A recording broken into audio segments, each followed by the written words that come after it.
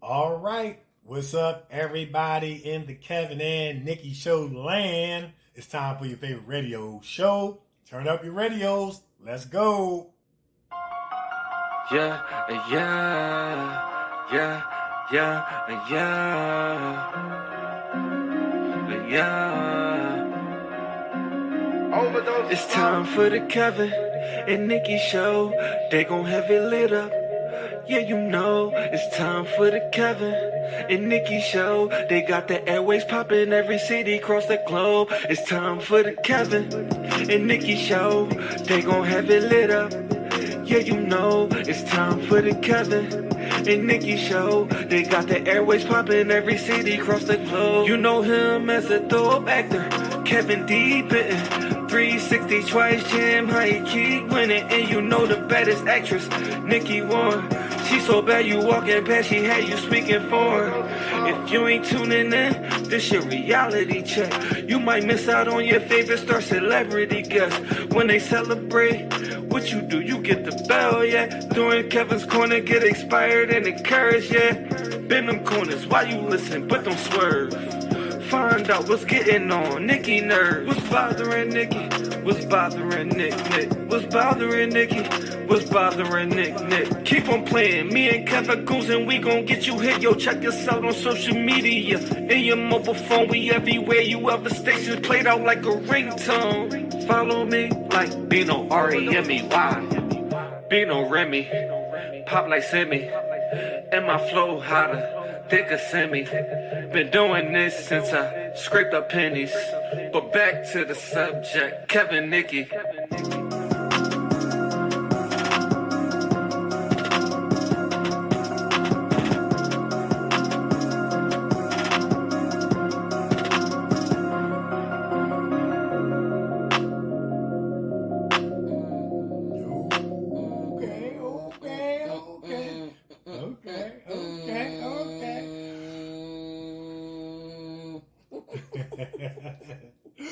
All right. I can see you in your jolly, silly mode.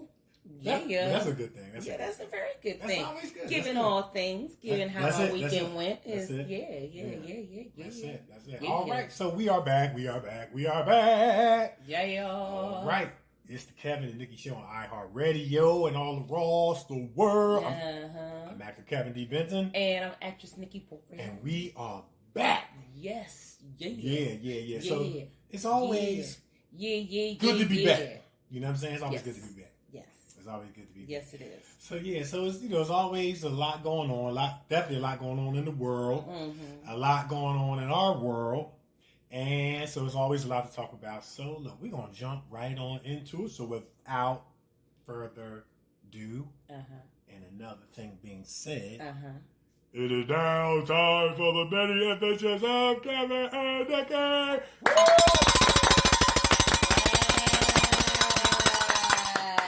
Yes. Chick-a-ling-a-ling, school bell ring. Chick-a-ling-a-ling, school bell ring. Chick-a-ling-a-ling. Stop it. That's the extended crowd. The extended crowd version. Yeah, man. So yeah, Nick. So, what's going on in Nikee's world? Well. Guess what I did over the weekend? I was very proud of myself. Okay. I submitted myself for a voiceover. Okay. So what I had to do was I had to record my voice, right? I had to record my voice, and then I had to upload it to SoundCloud. Okay. Right? Oh, so I thought. So when you go into Backstage, they have this little button that you can just press, right? And it'll take you to the audio that you have on your phone. Okay. And you can upload it there. So I recorded myself doing I Rise by the late, great Maya Angelou. And I'm telling you, it sounds really good. It sounds really good. And you know how how you close your eyes and you just listen to it. Yeah. And so I kept playing it back, and I closed my eyes and was like, okay, that sounds pretty good. That sounds really good. Okay. Yeah. Did you do it in your Maya Angelou voice, like I rise? You know, it's good like that. I got into it. Okay. I got really into but yet it. Still, I rise. I did. That's how she talk, man. Yes, I did get into it, and towards the end, I found myself modulating my voices because you know at the end you got to put that emphasis on it. Yeah. So I actually did that. Okay. I actually did that, and it sounds really good. So I submitted that because they just want, with the voiceovers, they just want to hear a snippet of your voice. They just want to hear how you talk so that they know if you can carry what they're asking you to carry. Yeah. So I submitted myself for a voiceover, and I'm very happy about that because you know you got to have a whole bunch of apps on your phone. Let me tell you guys, this acting thing is serious. I'm trying to tell you, you got to have all these apps on your phone. Then you got to have the Zoom on your phone. If you don't have the Zoom on your phone, hold up, you got to have Zoom and Skype. Right. You know, it's a whole bunch of things that you have to have on your phone in order to get auditions done and in order to submit for some things. So, man, if you want to be an actor, you got to be serious about it because it's a serious business. Yeah, and you know, especially with the changes with the COVID-19 and you know the onset and overtaking of streaming, you know, you're gonna have to do a lot of auditions via Zoom, Skype, aka virtual. You know what I mean? So.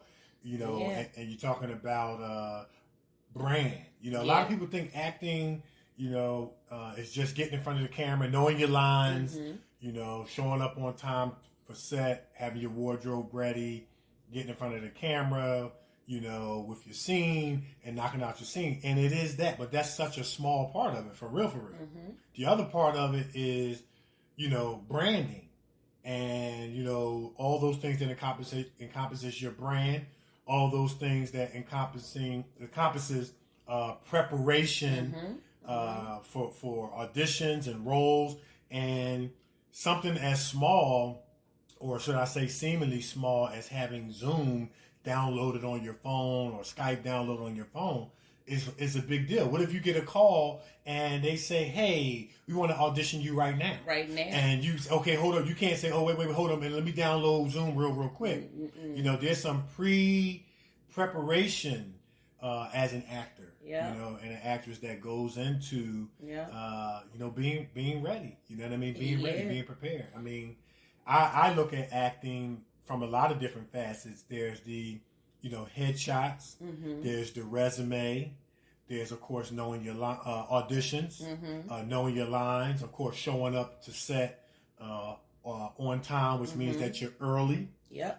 Being prepared, knowing your lines, wardrobe ready, hair and makeup ready. Definitely gonna have to be hair and makeup ready now because of the COVID-19. And then hitting your marks and nailing your scene in accordance with the director's visions and the script and things like that. But it also encompasses marketing, promoting yourself, your brand. Because when people hire us, they're really hiring our brand to fit in with their brand. Exactly. And, you know, it also encompasses exercise, working out, trying to look healthy and stay fit, and taking care of your skin and your hair and all that. You know, that's all those things that go into acting. Let me tell you something, and I'm going to be really, especially for the women, I'm just going to be honest. If this is not what you want to do, don't do it. Right. I'm going to tell you right now because there's so much, like Kev says, for women that goes into it. Like the hair, the makeup, the working out. I am on YouTube every day looking for different videos on how to keep my skin clear. Right. You know what I mean? Or for different exercises to do on how to get my body in shape and different things like that. I'm always on YouTube looking for stuff. Right. This is a non-stop business. This is not one of them things where, okay, let me just jump in front of the camera. No, you got to prepare. And you know, we always see the hashtag Actors Life, you know, on Facebook, and you know, definitely among the acting community in Philly and among our friends. And It's so true because acting is a lifelong process of forever growing, developing, getting better, but never arriving. Right. Like you never arrive to the point where you don't have to continue to train and develop and improve.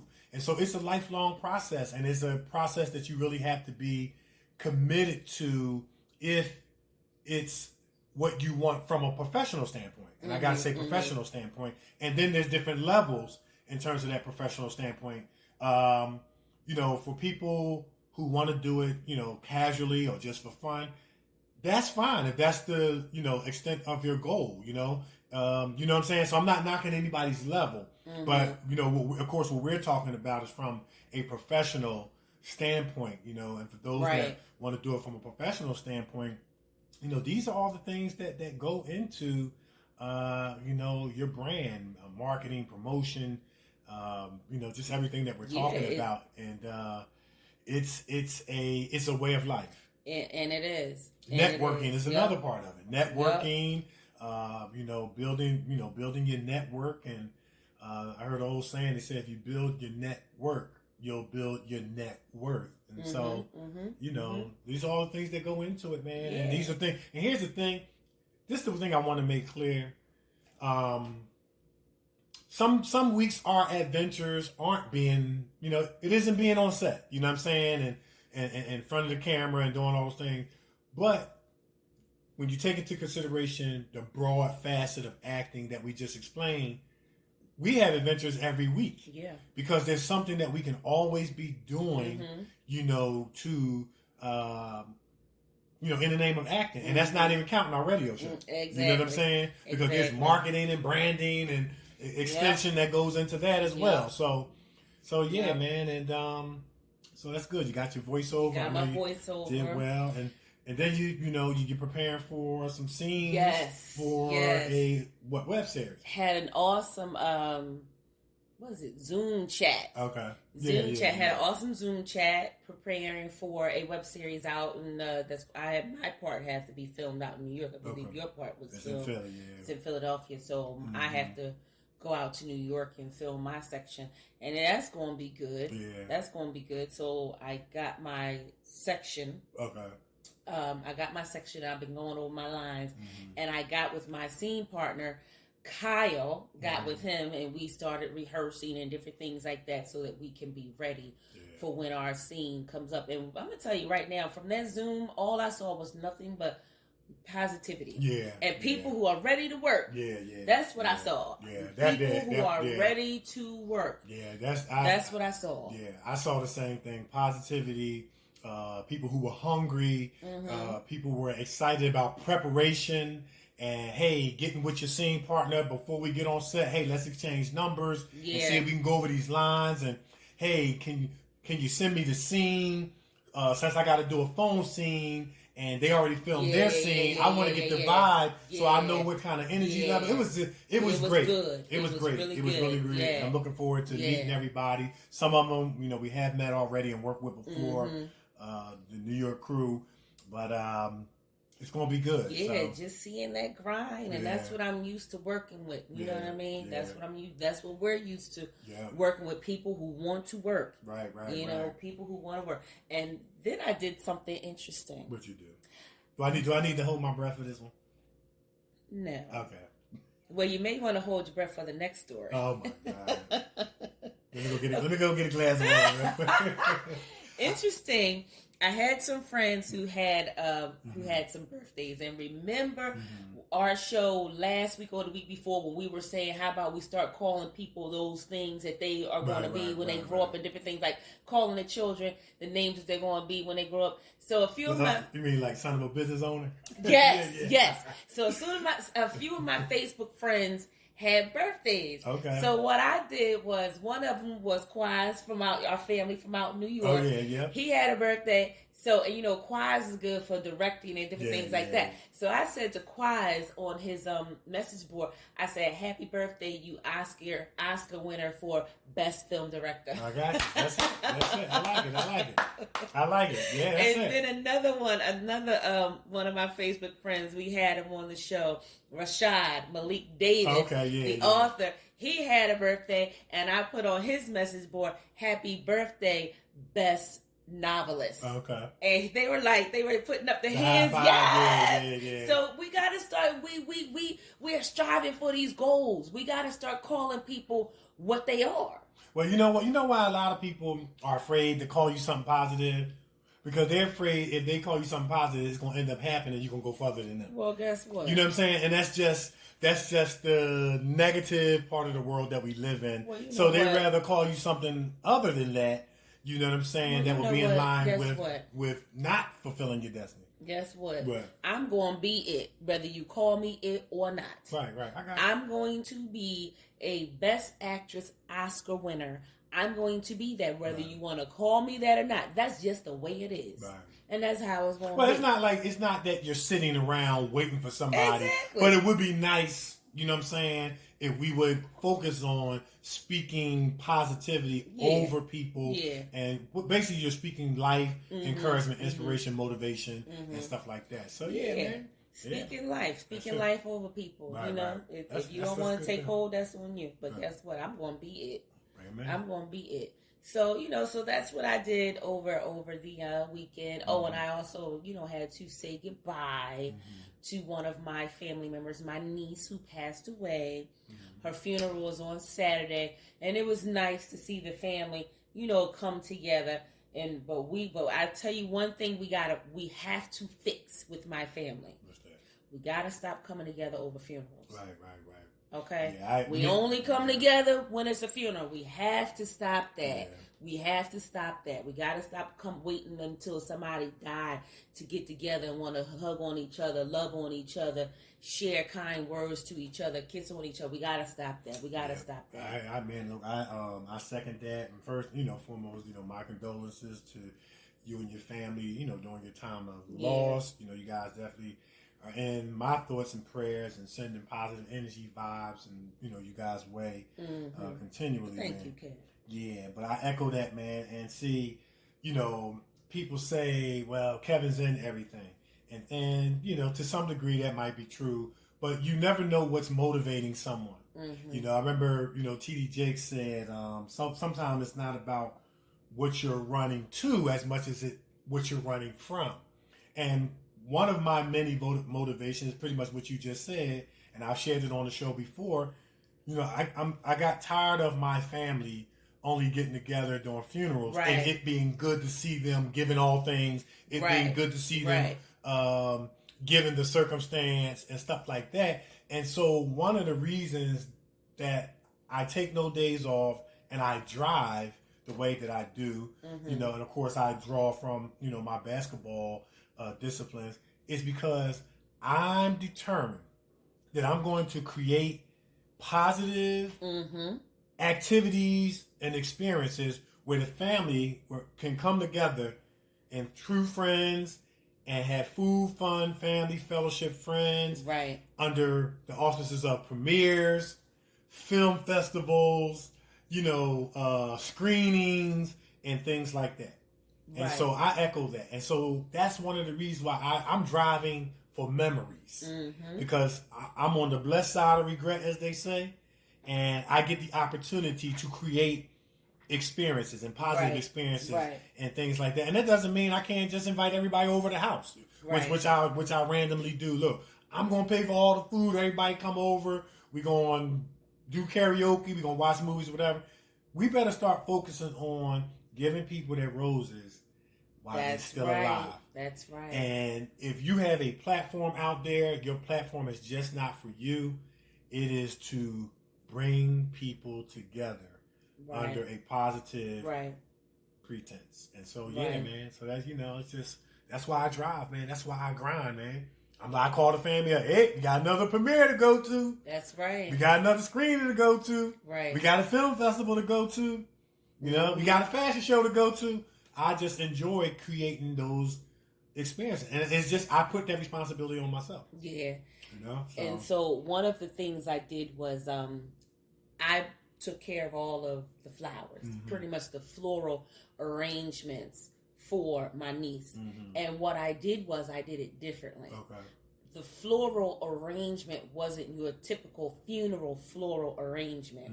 I did the floral arrangement in a way where I can turn around and give each of the vases to all of the women. Okay.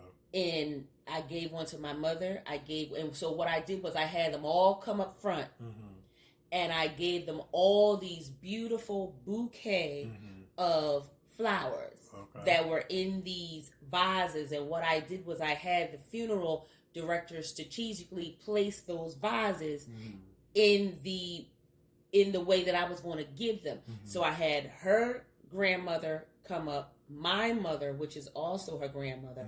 I had her mother, and I had her two aunts, and I had myself.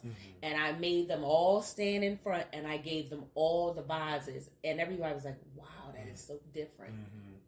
And I gave them the vases, and I said, these are to you from her, and she wanted you to have them, and she wanted you to keep them forever. So they were like forever flowers. Okay. That's what they were. And they all bust out crying, you know, because when you go to a funeral, what you do, you leave all that stuff there. Right. But I gave them something that they can take with them. And then I took the bigger piece, and I took the bigger piece home and put that in vases and placed them around in my living room. And what you do is, after you keep them for a few weeks, you take them out and you turn them upside down so everything can drain down, and then you spray some holding spray on them, and you'll keep them forever. And they appreciated that. And that was like a gift to them from her. Right, You know, she died so young. So that was a gift that they truly, truly, truly appreciated, you know. And that was done in love. You know, when I got the flowers with them in mind. You know what I mean? And that's what it's all about. Loving on your family. That's what it's all about. Even in the midst of sorrow. But we do got to stop coming together for funerals. We do have to stop that. I agree. Yeah. Yep. What did you do? Well, of course, the Zoom meeting that we had, like I said, was very, very positive, very, very inspirational, very, very motivational. So like I said, I've already filmed one scene. I'll have another scene coming up as well. That was real, real positive. So speaking of family coming together, so I had another Zoom meeting. It was a family reunion planning meeting that we did over Zoom. And I got to give a shout out to my big cuz, Lordy Price, man. He was waiting years and years and years and years for a kidney transplant, and he got it last week. Yes, that's it. Woo! Yeah, man. That was positive news. And so we were supposed to go over his house to have the family reunion planning meeting, but the doctor's orders was, you know, it wouldn't be safe to be around a lot of people during this time with the COVID-19 and all that stuff. Yes. So we did it over Zoom, and it went real, real well, man. It was like he was happy. Yeah, he was very, very, very happy, man. Very, very happy. I mean, you know, sometimes it takes a long time for people to get kidney transplants. Yes, it and does. They stay on dialysis for years. Yes. And so, yeah, man, he got his kidney transplant. We had a good family reunion planning meeting. It's going to be, they're planning for 2021. So they're doing it in advance. And it's just going to be fun. And so, you know, on that theme, it seems like We Are Family seems to be the theme coming onto the show. So, that's it. Yeah, man, we're looking forward to getting together under some positive experiences and activities and just loving on one another and appreciating one another and things like that. So, and then, of course, with that, man, so we still waiting for our audition. We got an audition coming up. Yeah. So we just waiting for one of the production personnel to come from Atlanta, and then we got our audition. So I've been staying on my audition narrative that I'm going to use, and so I've been really just trying to perfect that character. I got to polish up the ending. It's about a maybe 2.5 minute monologue, but it's very, very powerful in terms of content. It's like a slave narrative. Yeah. And it's about this little boy who's reminiscing about the time he was separated from his mother, and she was sold. He was separated from his brothers and sisters. So I'm putting my mindset in the moment. You know, I watched a couple slave movies like 12 Years a Slave. You know, to kind of get in that mode, but it's coming along very well. I'm looking forward to nailing that. And you got a slave narrative. Yes, but you know what? What? I'm thinking of changing it. You changing it? Okay. And I'm going to tell you why. Why? I really got into that poem by Maya Angelou. Well, do that with that. Really got into it. Yeah. So I think I'm going to do that. Okay. Yeah, I think I'm going to do that instead. That'll fit. I think I'm going to do that instead. So I'm going to lock that in. Because I really got into it. Okay. Just, you know, trying to get it ready for the voiceover. Right. So I think, and I was like really feeling it, right? So I think I'm going to do that one. And you know what? The thing about it is, if you feel it, those that are listening are going to feel it too. So, and that was one of the things too about the, you know, the monologue that I'm going to do. I was kind of feeling it, you know what I mean? And just kind of drawing from, you know, movies I've seen and, you know, trying to put myself in that place and what would it be like if, you know, I was separated from my mom and saw my brother and sister being sold and being taken away. You know what I mean? You put yourself in that frame of mind, and you know, and you find yourself getting a little upset and angry a little bit too. You know what I'm saying? So I had to snap back out of it, snap back out. I had to take a break from it for a couple of days. You know what I mean? Yeah. But I'm gonna get back into it, and I'm looking forward to that. And other than that, man, like I said, just staying on the grind, staying on our lines for stuff we have upcoming. Definitely always staying on, you know, on top of the show and always seeing how we can expand our worldwide listeners, more worldwide. So that's about it. Okay. Yeah, I have a complaint though. What's that? So over the weekend, you know, one of the things I don't like, certain parts of Philadelphia, I do not like driving to. Is this what's bothering Nikee? You know what? Okay, yeah. Go ahead. But give us the prequel. I'm gonna save it. Give us the prequel because we gotta get into this. Okay. I need Jesus. Okay. I need some help. Okay. I need some help. Y'all gotta help me. So we're you know what? Yeah, this is what's bothering Nikee. I'm gonna save it. Okay. I'm gonna save it. All right. Well, look. Let's tell them where they can find us. And I'm sure we'll get to that part later on in the show when we get to the segment called "What's Bothering Nikee." So we already got it. We already got the title. Y'all got you know what I mean? So we'll get to it. So yeah. All right, come on, tell them what. All right, so look, gang, we just want you guys to continue to go and flow and show and grow with us. And if you want to check out some of our content, some of our work, go to YouTube, check out actor Kevin D. Benson, and we got commercials, we got monologues up there, we got short films, feature films. I think we got one up there, yep. And go to actress Nikee Warren. Same thing. We got commercials, clips, feature films, short films. And between the two of our YouTube channels, you can check out the multi-award winning The News. It's a really, really good short film. And I'm not saying it because I'm in it. I'm saying it because it's a really, really good short film. And you talk about making you feel, it's going to really, really move you. And, Nikee did a phenomenal job. She was the lead in it. And I was just supporting. Then we had writer, director, Jessica J. Emanuel, and I remember it played at a film festival in Delaware, and when it was over, you couldn't hear a pin drop. It was just quiet. I know. No, because that movie left you like that. It was everybody was just like, you couldn't hear nothing, and then it was like, okay, so we're gonna move to the next. You know what I mean? Like they had to find a way to get the flow back. You know what I mean? Yeah. And but it's that powerful, and it is a multi-award winning short film. And check it out and see why. And then also between the two of our YouTube channels, check out Honor. It's a really, really good short film, man.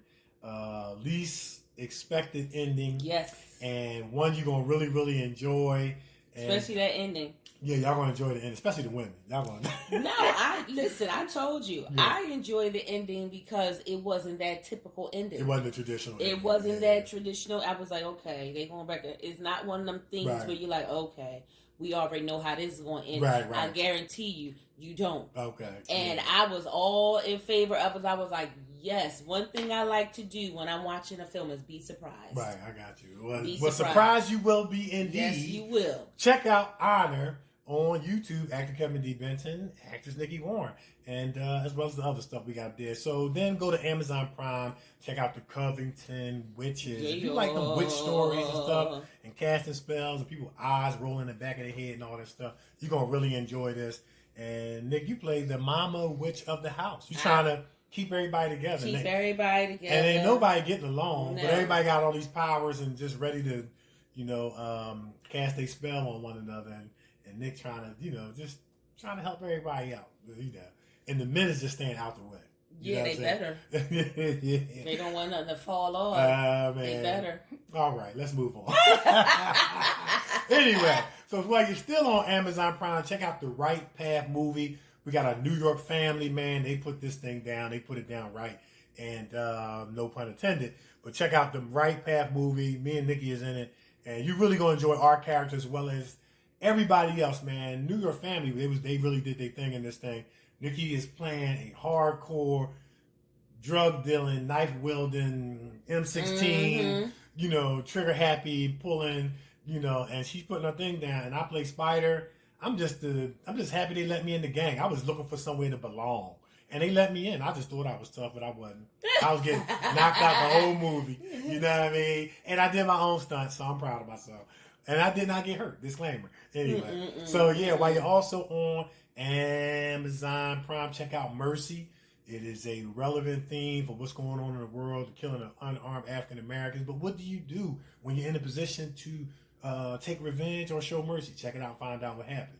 And then check out Revelation Blue on Amazon Prime. It is a cop thriller. A cop is torn between doing right and wrong, faith in the world, and what do you do when you're trying to hold down and you took an oath to protect and serve? Check it out. Find out how it all goes down. It goes down pretty good. You're going to really enjoy it.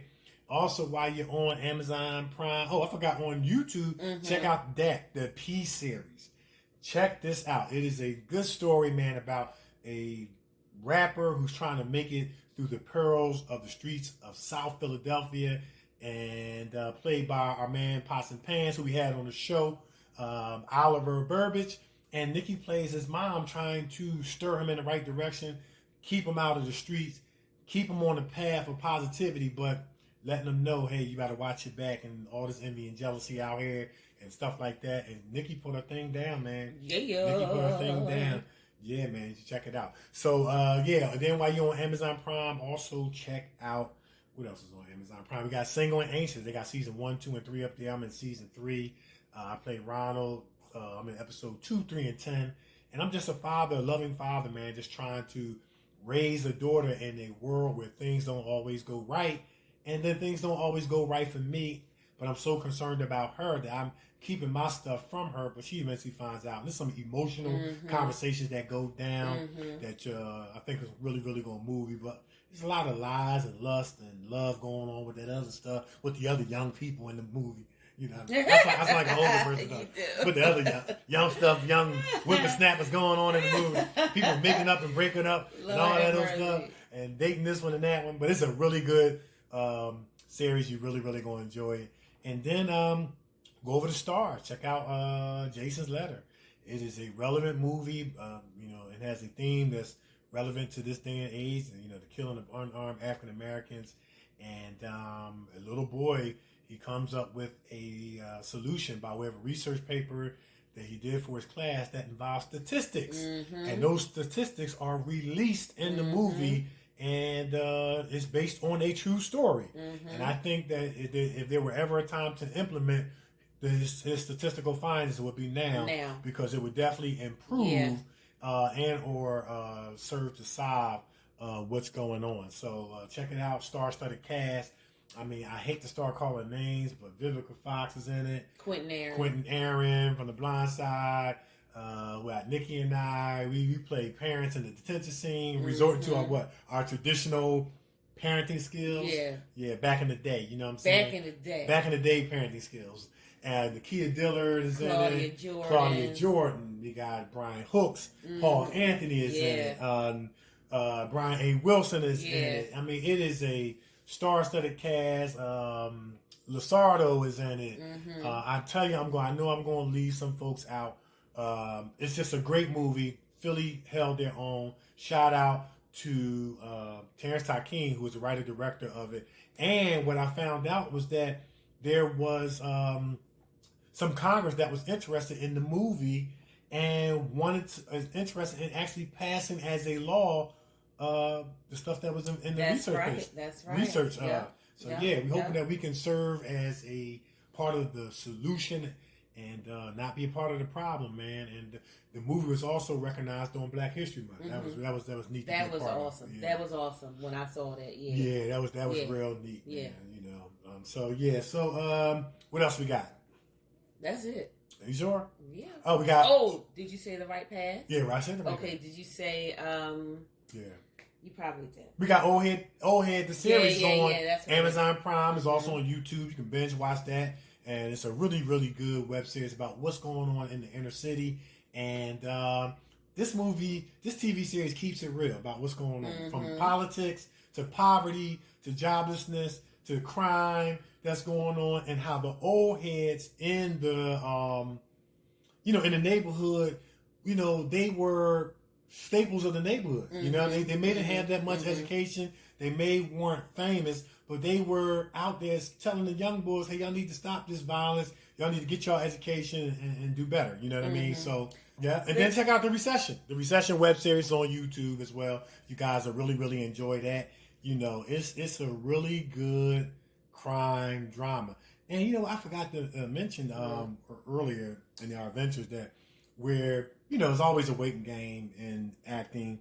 So, we were contacted by a production company who was interested in us being a part of their crime drama. Yeah, praying on that. Yeah, so anytime they reach out to you, that's a positive. Yes. That's a positive. Yes. And so we're waiting to hear. Yeah, so we're waiting to hear from that. They got a major worldwide known rappers in the movie. It's a crime drama, so we'll keep you guys posted about that. But I think I covered it all. So that's about it. That's it. All right. So we're gonna take a break. Yeah. Listen, we're gonna take a break, but before we do, listen. Our special guest is a super talented dance teacher, coach, choreographer, Spanish instructor, translator, interpreter, model, actress, travel and lifestyle enthusiast, and a beauty pageant participant and winner. And she is beautiful on the outside, more importantly, beautiful on the inside.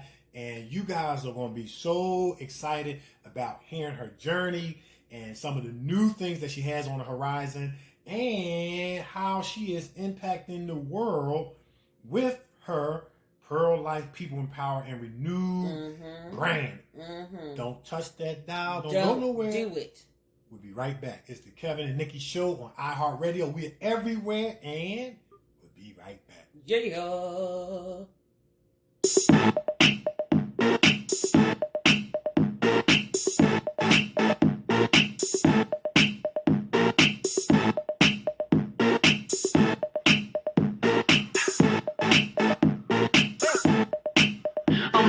Sexy back, yeah.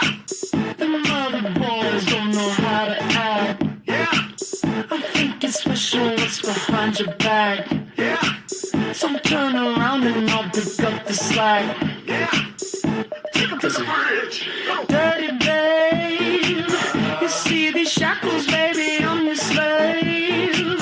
I'll let you whip me if I misbehave. It's just that no one makes me feel this way. Take it to the chorus.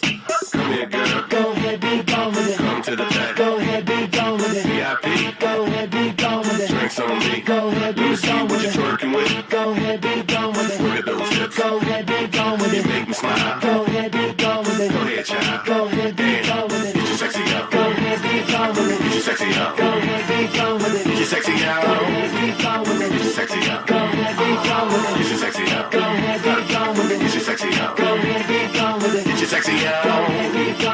Get your sexy on. I'm bringing sexy back. Yeah. The motherfucker don't know how to act. Yeah. Go let me make up for the things you lack. Yeah. Cause you're burning up, I gotta get it fast. Yeah. Listen. Dirty babe, you see these shackles, baby, I'm your slave. I'll let you whip me if I misbehave. It's just that no one makes me feel this way. Take it to the chorus. Come here, girl. Go ahead, be gone with it. Come to the back. Go ahead, be gone with it. VIP. Go ahead, be gone with it. Drinks on me. Go ahead, be gone with it. Working with. Go ahead, be gone with it. Look at those hips. Go ahead, be gone with You it. make me smile. Go ahead, be gone with it. Go ahead, child. Go ahead, be gone with it. Get your sexy up. Go ahead, be gone with Get it. your sexy up. Go ahead, be gone with Get it. your sexy out. Go ahead, be gone with Get your it. sexy up. Go ahead, be gone with Get it. your sexy up. Go ahead, be gone with Get it. your sexy up. Go ahead, be gone with it. Get your sexy Go out. ahead, be gone with Get it. your sexy up. You ready? You ready? You ready?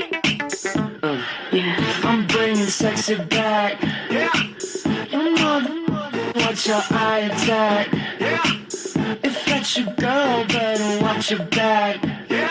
Cause she'll burn it up for me, and that's a fact. Yeah. Take it to the chorus.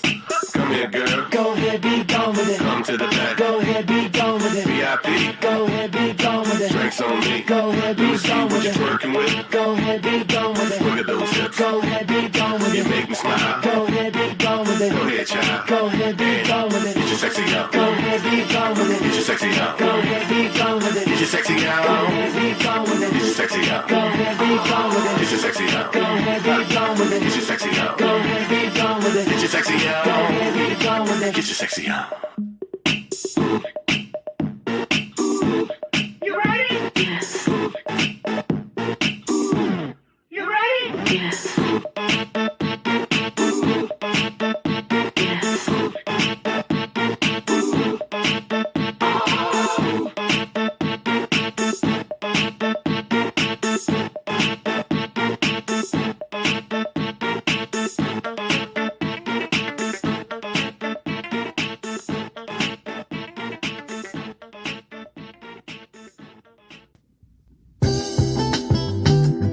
Satisfy your sweet tooth with some tasty treats from the Brownie Shop. Fudge cupcakes, sweet potato pie, freshly baked bread, homemade ice cream, creamy chocolatey brownies, and much, much more. Check out their full menu on Facebook Brownie Shop or Brownie Shop 2019 Instagram. Get your next dessert from the Brownie Shop. Your sweet tooth will love you for it. Urban Elite Beauty LLC is an online urban beauty supply store that serves both men and women in urban communities. Our goal is to provide quality beauty solutions for our culture and community. Most importantly, we want to instill in our friends the importance of loving thy hair, loving thy skin, and to love thyself.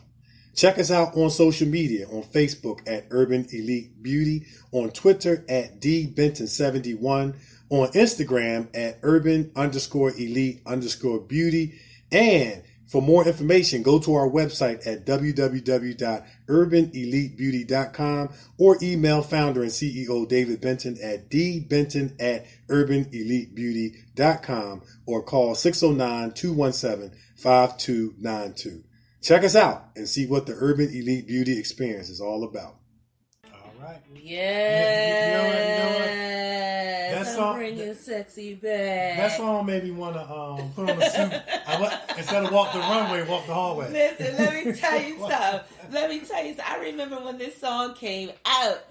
That was the song on every single runway. Them models was walking down that runway. You can't help but jam. See, I couldn't be up there. See, that's what I They said. couldn't have me up there. See, I'm not on that level. Yeah, they couldn't do it. I got to walk the hallway, not the runway. Listen, You know what I'm saying? I couldn't be up there because I twerk my way all the way down to the Oh, my end, goodness. twerk my way back up. But I'm just saying. Yeah. I'm just saying. It's the beat that makes I know, you yeah, it just makes you want wanna to strut. strut. Yeah, It makes you want to strut. It Yes. definitely makes you want to Yes, strut. it's the beat. It did. Make you wanna They strut. played this song at the Victoria's Secret beauty pageant. Okay. Man, the models all you saw was some hips. Boom, boom. I'm like, look at these girls. Okay, I mean, they was jamming. I love it. I heard, and we gonna talk to Diana. Yes, we're gonna ask her. But I heard it has a lot to do, I guess, with attitude. Yes, that your attitude has to permeate to the audience as you're walking. Like you gotta own that walkway. You have to own it. Yeah. You have to own it, and every step you take is like a step of confidence. Right. Okay. Yes. Now, if you ain't got no confidence, you won't slip and fall. Okay. Yeah. That was gonna be my next thing. You cannot slip and fall. No, you cannot slip and fall. Please, ladies, don't slip and fall. That's it. Please. And if you do fall, just make it part of your routine. Like get down there. How you do it? Get down and roll around. Just roll around a couple times and then bounce back up and then start strolling again. You know what I mean? Throw your leg up in a pose. Nobody never know. Nobody will never know. Anyway. Ooh, that'd be. Hey, look. You gotta do what you gotta do. You gotta do what you gotta do. But hopefully nobody won't fall. Yes, but I enjoy the pageants. I enjoy watching them strut their stuff. Okay. I really do. I enjoy it. I don't so much look at what they're wearing. Okay. I like to see them walk. Okay. That's what I like. I like to see them walk because they own that runway. They own it. It. Naomi Campbell, man. Now, I'm going to say this, too. What? Now, I heard, and it's just what I heard through the grapevine. You're going to ask Diana about this. Like, it's like the outward beauty and what they're wearing and the owning the runway. But I heard it'd be some cat fights going on in that dressing room. It does. So I might have to start making my cat sounds. You better not.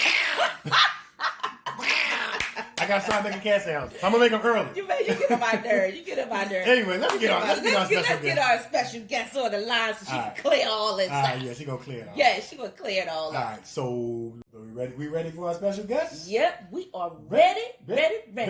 Listen, our special guest is a super talented dance teacher, coach, choreographer, Spanish instructor, translator, interpreter, model, and actress. She's also a travel and lifestyle enthusiast and a beauty pageant participant and winner who lives in Foster City, California, but she was born and raised in Mexico by her Chinese mother, where she began her very first Chinese New Year celebration with her family in Marlos, Mexico.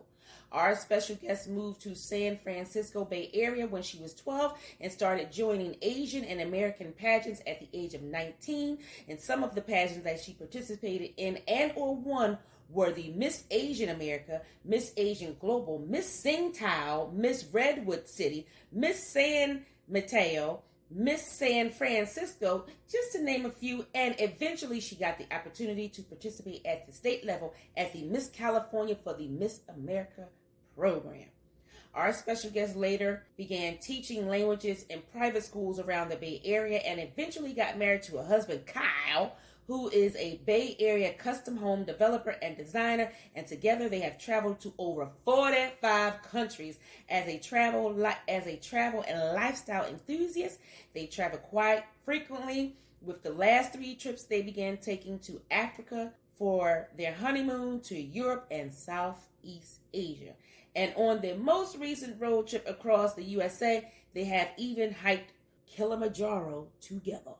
Our special guest took the leap of faith to begin her own self-care and sustainability lifestyle brand with the help of her husband Kyle, called Pear Life, People Empowered and Renewed, which focus on the empowerment and regrowth of people all over the world in self-care and sustainability. And in addition to all of this, our special guest is beautiful on the outside, but more than that, she is beautiful on the inside and loves life. She loves to laugh and having friends. So, who are we talking about?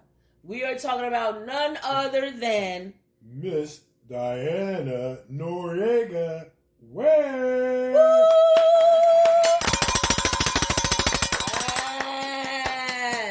Yes, we have the lovely, the talented, the beautiful Miss Diana Noriega Weng. How are you doing? Yeah.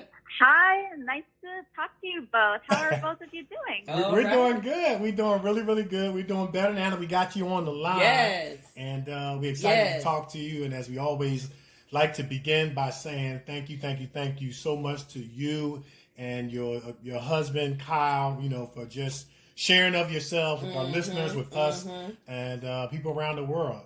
Thank you so much for having me today. Yeah. Yes. You're welcome. Yeah. Listen. All right. We're going to jump right We on. might as well jump right on in. We're going to jump, we're gonna jump right on in. Here we go. Listen, Diana, girl, you got so much going on. This modeling thing that you got here is off the charts. You started at your pageants at the age of 19. Tell our listeners a little bit about that, because you got Miss Global, Miss Redwood, Miss Chantal. Girl, come on. Thank you. So actually, at the age of 19, which is what people consider a little bit late to start pageants, they start usually when they're children. But I wanted to make sure this was a decision that I made myself, and I wanted to get into it myself. And I knew that from early on, I wanted to create a bigger impact in my community. And my idea of that is to be a type of role model for other young women in my community as well.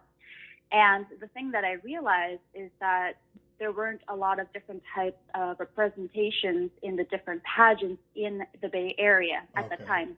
So with my special ethnic groups, being biracial, Mexican and Chinese, I was really the one of the most diverse young ladies participating in these pageants at the time. So I just really wanted to bring that to the table while also culturing myself and being able to speak about the platforms that I was very interested in. Awesome. Nice. Love it. Yeah, that's Love awesome. it. That is Love awesome. it. Now, now you won. You participated in a lot of them. Some of which Nikee just just mentioned. I'm sorry, but you won Miss Sing Tao, and you won Miss Redwood. Maybe you've won some more, but I know you definitely won those two. So tell us a little bit about the Miss Redwood pageant. And we saw the pictures. You had your hand all over your mouth, like you were shocked that you won. You know, and then tell us a little bit about the Miss Sing Tao pageant as well. So going into the Asian pageants, first of all, in the Bay Area, there's quite a few, and they have around maybe 20 participants at the time. I almost really did feel like the fish out of the bowl, just because I was the only one that was biracial in these very traditional Asian pageants. And so when I first won my pageant, Miss Sing Tao, which is basically a Bay Area, it's been longstanding for quite some time type of pageant, I was shocked because I really did not expect it at all.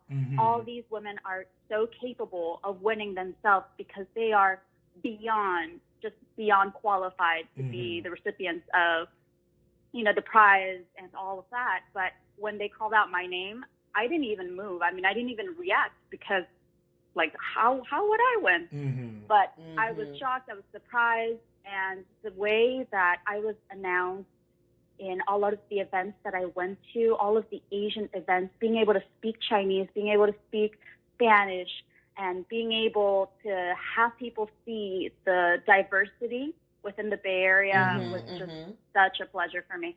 Awesome. Nice. Yeah, it was awesome. I saw the picture. You had your hand over your mouth. It was one girl standing behind her, like, yeah, she won. You know what I mean? Yeah, she won. Now, anyway, we're gonna put the picture up too. We're gonna circle her face. Anyway, no, we're not gonna do that. No, we're not gonna do that. But yeah, but definitely, congratulations. You're such a I want to say a pioneer. We hear you keep mentioning, about being biracial, and diversity is such a beautiful thing, and it definitely needs to be embraced. And it's a beautiful thing in the world, and you're such a trendsetter and a pioneer, in these beauty pageants. Yeah. And then I also see, so much. I also see that you participated at the state level for the Miss California, the Miss America program. How was that? Oh gosh, that was intense. I thought Asian pageants were intense, but for the Miss America program, they are beyond, because these women are ready to go. I mean, they are ready to be the next Miss America. Wow. They have been groomed and trained their entire lives since they were little, and a lot of them just know to the T what to do, what to expect, and what to say. And I went in very, as a novice, really, I really didn't understand how different the Miss America program was going to be from all the Asian pageants I had done. So first you have to win a local level, maybe the city that you live in or a neighboring city. If you win that, you have the chance to go to the state level Miss California. Okay. And so I really wanted to represent the county that I lived in, which is the San Mateo County. And so once I got that, I was able to go to Miss California. There were around, I guess, 52 contestants, which was such a huge number. And they were the most polished people I have ever met in my entire life. And I was quite intimidated, actually. But the big takeaway that I got from participating there was how knowledgeable in current events we must all be. I mean, they made us make sure to study the news every single day to know what certain policies were, what was going on in the world. And because of that really forced all of us participating in the pageant to know what our morals, our values are, what we stand for, what platforms are near and dear to our hearts. So the pageant and the whole organization really set that in me. So now I know myself inside of out because I'm supposed to present myself in a very professional and poised way. Okay.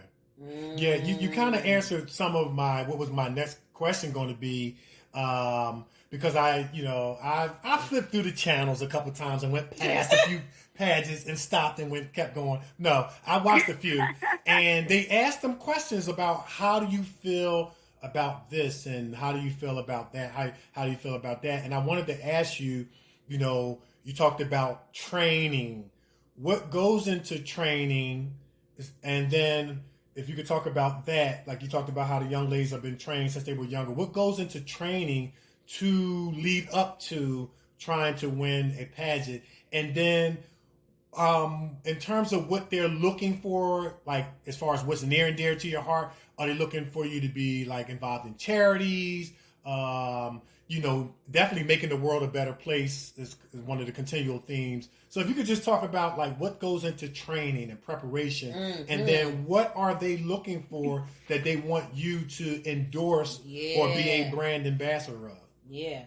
Right. Well, for the longest time, the traditional pageants started off, especially for the Miss America program, started off as a swimsuit competition, right? It was on the boardwalk, and that's how it started. That's how it began as a beauty pageant, really.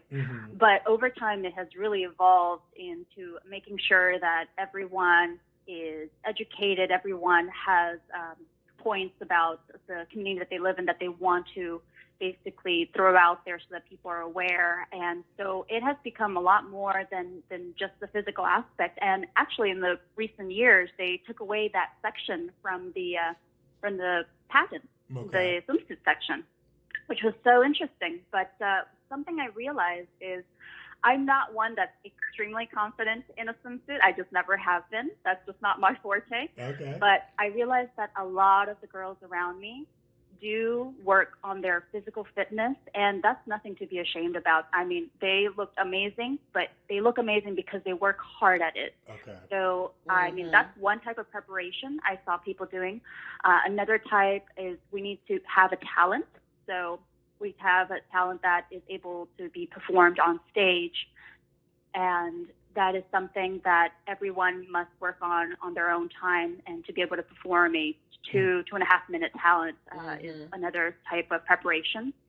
Okay. The other one that a lot of people don't see, and they only see a tiny fraction of it, is when you see the Q&A happening on stage, they're only asking one question, right? But what a lot of people don't see is before pageants even start, there is kind of like this judge interview where you are there in front of a table full of judges, and you have an interview with them for about 15 minutes. And they ask you lots of questions, everything about your bio, your resume, what you're passionate about, what you want to do in 10 years, anything from political issues to environmental issues. And all of that, they also grade you on, basically, on how you answer and what types of things you can bring to the table, and how you can be the next Miss America. And all of those calculations go into the final score of the night. Got you. Wow. Well, yeah, that was just an awesome education on kind of what goes on and what goes on behind the scenes. One of the things I know I've always wondered, there's a premium put on outward beauty. Is there any way, how do they measure what your inward beauty is? Is it based on the way that you answer the questions? Because, I've heard some horror stories that, these women, who have outward beauty, but, in the dressing room, there's a lot of cattiness going on, sometimes negative attitudes, envy and jealousy. And of course that wouldn't be unlike in any other profession or anything like that. But I was just kind of wondering, are they putting more of a premium as the pageants evolve on inward beauty that they're able, I guess, to measure by how you answer the questions or the things that you're involved in? And have you ever, experienced any like cattiness or negativity in the dressing room, and how did you handle that? Right. Well, actually, to answer your question about what goes on in the locker room type of thing, I definitely have experienced some cattiness, a little bit towards me, but even more towards girls who are veterans, girls who keep coming back year after year. Gotcha. Yeah. They are so committed to this program. They are so committed because they want the scholarship money to further their education and their careers. So that's special, and that is really the biggest reason why everyone does keep coming back year after year. And that is why sometimes they also put themselves through, possible cattiness that could happen. I've seen a few, but I think the biggest thing that people do, sometimes at state level and higher type of pageants, is a lot of mind games. There's a lot of mind games going on. There's a little bit of passive aggressiveness going on. It's like a backhanded compliment type of thing. Okay. And wow, I've seen that happen quite a lot. People are very competitive. I mean, this is something they've worked for so long, and I understand where it comes from. It comes from a place of wanting to win, and that competitiveness will give them an edge in their future careers, and that is special. However, as long as you present yourself gracefully to others and you genuinely try to be a good person, I mean, I think you can still have a positive experience at these pageants for sure. Yeah. I know that it's one of those. Wait. I gotta make my cat sound. Oh Lord, see that?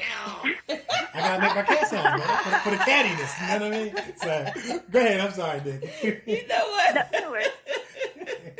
He get on my nerves.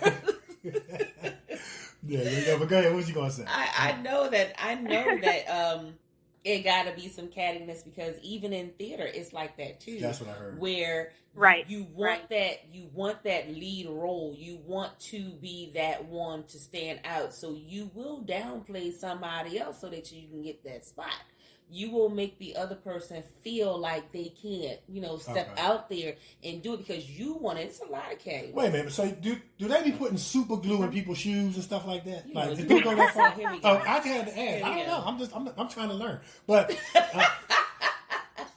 so Diana, now I read an awesome article on your website, and I think this might be the opportune time to kind of talk about that subject. You talked about stop comparing yourself to others. I would like to take an educated guess that it probably came out of your pageant experience, maybe experiencing the cattiness and negativity. Talk about not comparing yourself to others, and it was such a powerful message. I don't want to mess it up. You could tell a lot better. You wrote it. So, yeah, talk about that. You know what? I wrote that article because of my experiences in the pageant, and I realized that coming out of it, comparing ourselves to others, I think it's going to happen to everyone at some point in our lives. Yeah. And it's one of those emotions that can really destroy you and can really dampen your mood if you think about it every single day. I mean, you're always going to think the grass is greener on the other side, but something I learned is that every person is different, and even if two people are going for the same job, or two people are trying to start up the same company, what's going to make you different from the other person is you. Right. You're going to bring something different to the table. So even if you're both making the same type of product, I mean, no matter what, you have to remember that your personality and the type of person you are is going to go into that product, which in essence will make it different from the other person. And I think a lot of people don't realize what types of skills and talents they have. It really takes an experience like a pageant to bring those questions to the table, so you're able to really do some self-exploration and understand yourself really well. So after people are able to realize what their skills and talents are, then they're finally able to see that, you know what, I don't have to compare myself to someone else. My success will get there when I work the hardest, when I least expect it, it will come. And I think a lot of people also try to measure their success by a certain age, like a certain type of factor like that. They put age as a factor. They put a certain type of career path that someone else is on, but that doesn't necessarily affect you. Right. So I think that we're in that type of society where that's what people look like. But in its essence, everyone has their own timing and everyone has their own plan in life. Right. You just have to let things come. You've got to work hard, but you have to let things flow. She got it. She get the That was beautiful. Yes. I feel a cleansing. So I feel a cleansing after that, man. You know what I'm saying? Let me ask, that was confirmation. Let me ask you a question, Diana. When you've been a seasoned model and you know the ins and outs and you know everything to expect, are you like holding classes for young women who may want to jump into modeling, where you're able to educate them not just on walking the runway but the behind the scenes as well? Well, I've actually in the past 2 years I've been kind of in a way coaching and training a couple of young women who have participated in pageants, who have gone into modeling and acting through agencies. They've asked me, how to get into it, but also how to stay yourself while in the process, because a lot of people do get lost in the process. So I have been doing that in the past, and I hope that it taught them something beyond what their actual, what the actual thing they want to get into. Right. And I hope that they take that with them. But I also do eventually want to put motivational speaking within my platform, within my business that I've just started last year. Okay.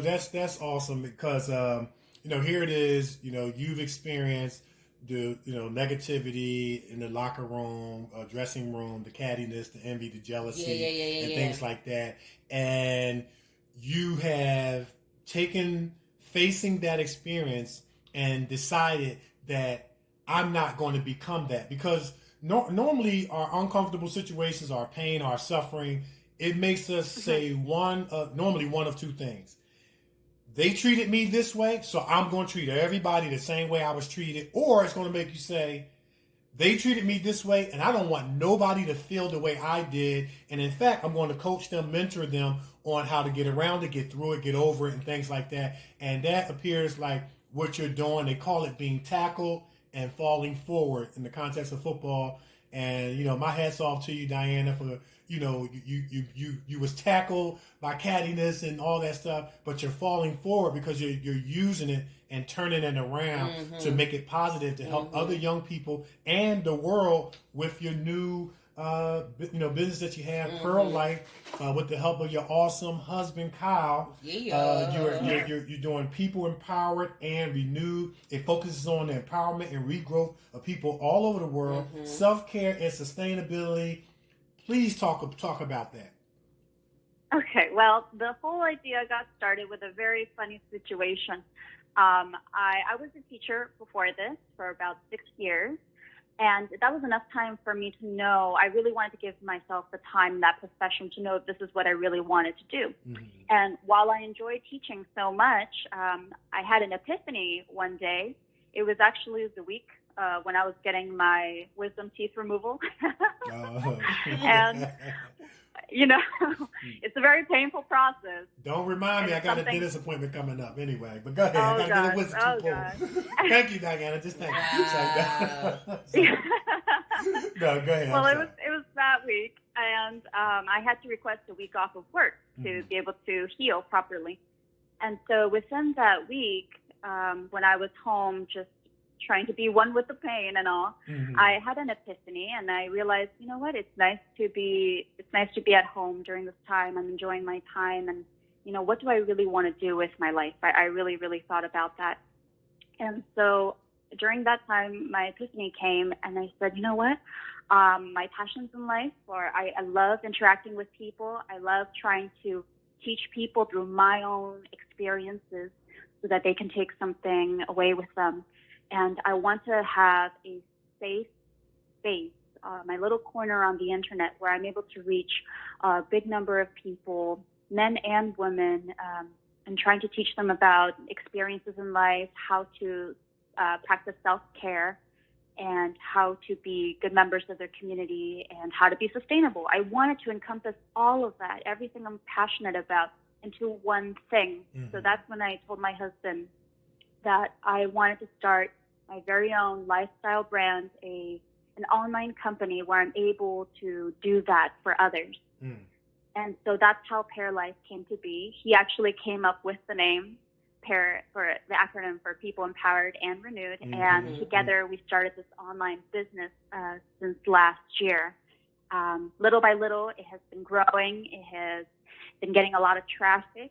We have even subscribers from across the world, in Europe, from in Asia, and that read our blog, see the videos, and listen to the content. And it has been just an amazing experience. And I'm so glad that fear didn't hold me back as it did many years before. And even though it is such a risky type of venture, I feel like it's a lot more normal to do this type of work now because of social media and the platforms that have been provided people before me. Nice. And it all started with a wisdom tooth being pulled out. See that? That's what it took. But you know what?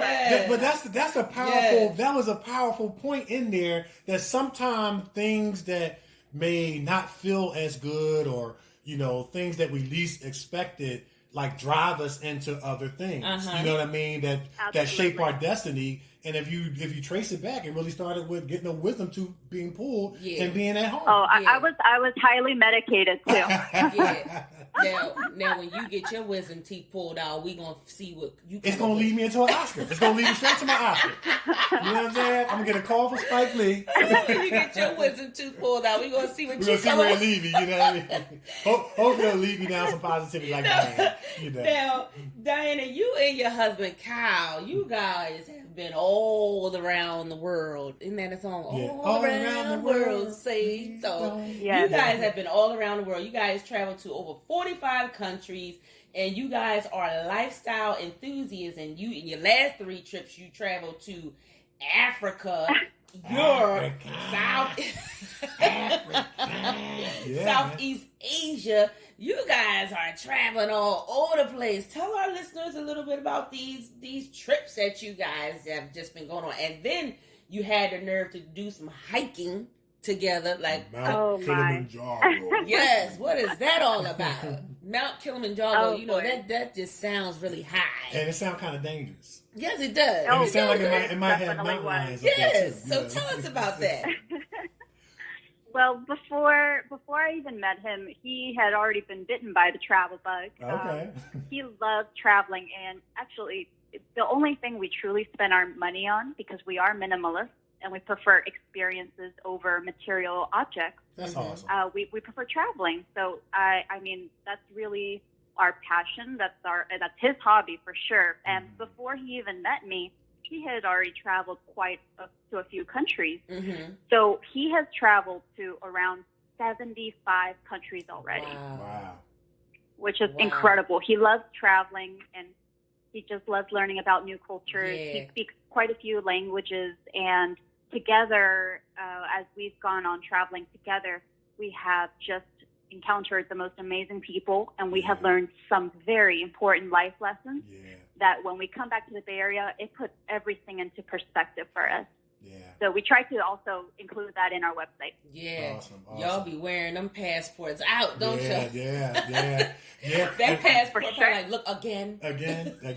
Yeah. That's awesome. Now, so yeah, I checked out one of your YouTube videos where you were talking about how you traveling and things like that, and it was very, very motivational, very, very inspirational, and it was great. It was just great. You sound really, I guess I could say I could hear the excitement like in your voice as you and your husband were talking about the traveling, and you're so true. I know you've been to Jamaica, right, Nick? It's something to go outside the country. I mean, yes, it is. It really does broaden your horizons. Like Nick, you've been to Jamaica and some other countries. I've been to, of course, China, Taiwan, and Malaysia, Singapore. Yes. And it's like, when you get there, it's like, okay, I'm not in Kansas anymore. Right. And you have Absolutely. to really, and you really have to humble yourself and kind of come in with the open mind and be kind of like a blank slate and learn the culture and learn, and it's fun learning the culture. Yes, it is. Being over in Taiwan and China for me was just, it was so fascinating, so intriguing. I really love Asian culture. It was just so fascinating, so intriguing. And one of the big things I learned was that family and food is a big deal. Yes, and it is. And the way that they do Yes, it is. And the way that they do it is like all the food is brought to the middle of the table. You have your plate, your bowl for shoveling, you have your chopsticks, and you go from the middle to your bowl or to your plate. Yes. But it's about family. It's about food brings family together, and it's important. And it was just so fascinating to experience the love and the connectivity, as well as eating with chopsticks and things like that. I mean, come on, I'm from Philadelphia. I'm eating with chopsticks. Yeah, it was just really, really great. It really broadens your horizons, and I try to tell the young people there's life outside your neighborhood. I say it all the time. It is not a vacation unless you travel outside the country. That's right. I say it all the time. That's a great thing. Listen, you got to trademark it. I am. It's not a vacation unless you travel outside the country. That's right. I love it. Anytime I can get on a plane and go to a different country, I love it. I'm all for it. Now I have to ask this. Like, what? Me and Nikee, we are like amateur hikers. We're amateur hikers. Listen. So to go to Mount Kilimanjaro, tell our listeners like what that was like. Like I'm comfortable with the little bike trail with my little book bag on with my bottle of water. That's it. But this seems a little bit more advanced. So tell us a little bit about that. So just a couple of years ago, it was his 30th birthday. He was celebrating his 30th birthday, and I knew from years before, when that big day comes, I have to give him a special gift, right? And because he loves traveling and he's an amazing outdoor type of person, he just loves anything outdoors. So I thought, you know what? I'm going to give him the ultimate 30th birthday present and buy him the permits to climb Kilimanjaro and have the company, there's a company that you can have their services go with you to climb this mountain, to have guides go with you. So I thought, you know what? I'm going to gift him that as his birthday present. So when I surprised him with it, he was just amazed. He was shocked. It was just the best thing he'd ever received.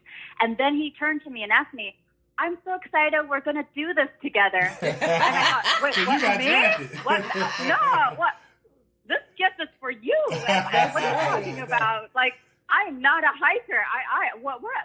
I mean, I would go to Africa with you, no problem. But me hiking for 7 days, the third highest peak in the world, I don't know. I know. How about that?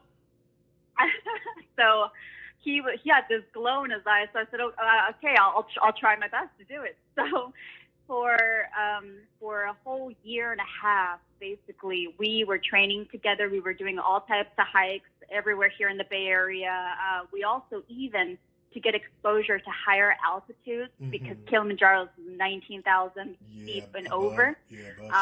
We even flew to Colorado to just have some practice in high altitude locations. And so beyond that, we even put on these oxygen deprivation masks, because once you're up there, you need to be able to control your heart rate, be able to control your breath, because otherwise people can panic from and get altitude sickness, really. Right. So we did lots of training. We went over what we're bringing with us, everything. And when we finally went to Africa, not only did we celebrate our honeymoon there, but we actually did the hike, a safari, and a couple of other big ticket items there. So when we went there, I was so nervous because I am not a hiker. I'm really, really quite a novice hiker. And to be able to do this, I was just really nervous. But I was trying to take it day by day and, try to be okay with being uncomfortable. And every day was okay. I mean, I had trained for it for quite a few months, so I was fine. And I said, you know what, I might be able to do this. But suddenly, as we keep going higher and higher, the weather gets colder. The temperature just suddenly starts dropping. You start feeling like you're like breathing air through a straw, because there's a lack of oxygen as you get up there. And so the day finally comes to do the big ascension to the top. And you can't even stay there for more than half an hour, because your body just starts having a reaction to it. So you got to come down quickly.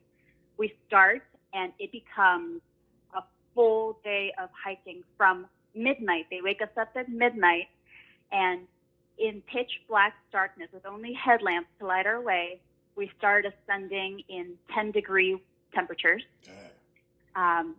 Our fingers are turning blue. I mean, it's a really extreme, intense type of sensation. And we see tons of other hikers also ascending Kilimanjaro. And we see them, they're struggling. Some people are cold. Some people are being brought down on stretchers.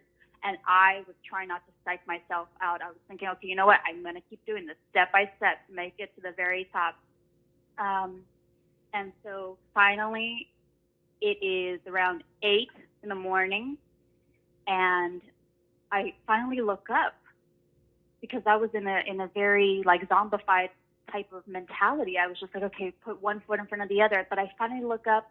The sun is about to rise from the mountains, and I see the big sign that says, "You've made it. This is the peak of Kilimanjaro, the rooftop of Africa." And I just break down and cry. I look at him, and he's crying too. Wow. Well, here's where you lost me. I was trying to hold it. You guys trained for a whole year to climb this mountain? See, I wouldn't do it. I would do it. Yeah, that's some serious That's hiking. some serious hiking. Yeah, that's some serious hiking. Oh my! A whole year you got to train just to do that? Yeah. I couldn't believe it. Trust me, there were a lot of tears coming from my end. Wow. She get the bell. Her and husband Kyle. My goodness. Yeah, that's interesting, because as you were explaining it, I was actually thinking about Denver, Colorado. When I was a senior in high school, I played in the All-Star game in Denver, Colorado, and like you said, the air is thin. It's hard to breathe. You're so many miles above sea level. And I was actually thinking that would have been a good place to go train to get your lungs prepared. Wow. So a lot of professional athletes go to Denver to train to get their body and their lungs and their cardio together. Strengthened to be able to, endure the season and things like that. So as you were explaining that, I was kind of thinking about that. But congratulations to you guys. Yes. And wow, I mean, that is just amazing to have not only done it, but to experience it together. Yeah. And y'all made it. Y'all did it. Because she wanted him to go by himself. She wanted him to go by himself. And he was like, I'm so happy that we're doing this. Yeah, man. Like, how did I get pulled into this? Yeah. When did we start speaking French? I was pissed. I know, right? I was shocked. I was so shocked. I couldn't believe it, because I knew that, the body can only take you so far. Yeah. The rest of it is really your mind, right? And your drive to do something. So I think that was the first time in my life. I don't consider myself like an athlete or anything. Like, I did dancing for many years, but I don't have the stamina that some people do. And that was the first time in my life where I felt, wow, my body took me this far, sure, but my mind did everything else. Like, if I can set my mind to something, I just know that I'm able to do anything, because that was the perfect example, in my life, in my experience of something that was so quite literally a mountain to overcome. That was a little mountain. I'm able to do that. I'm like, have you guys ever heard of a playground? Yeah. Now, here's the big question. Would you do it again? No.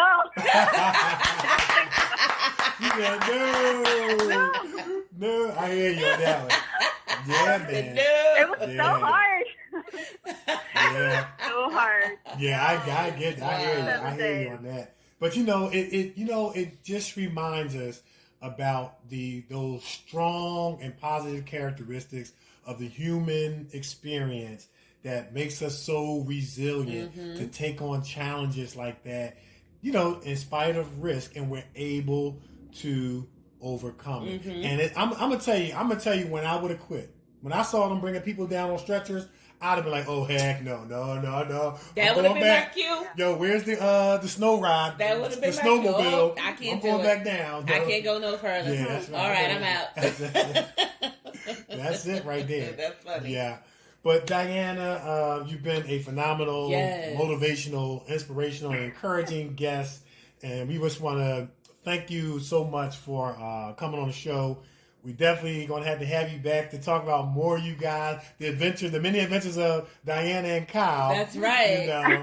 See where y'all travel to next. Yes. Kind of like remember Finding Waldo. Yeah. You have to find Diana Where and in Kyle. the world is Diana and Kyle? Yeah. So yeah. Thank you so much. I really appreciate it. Oh, you're so welcome. Thank You're you so welcome. And we just want to encourage you to continue to, you and your husband continue to keep shining, continue to keep glowing. You guys are definitely doing that. But before you leave, put your websites and your social media out there. Maybe somebody wants to follow you. I know they definitely want to probably read more about the Pear Life, people empowered and renewed. Maybe they want some inspiration before they start their day. They want to, go to your website. Take your time if you so desire, and put your website and information out there.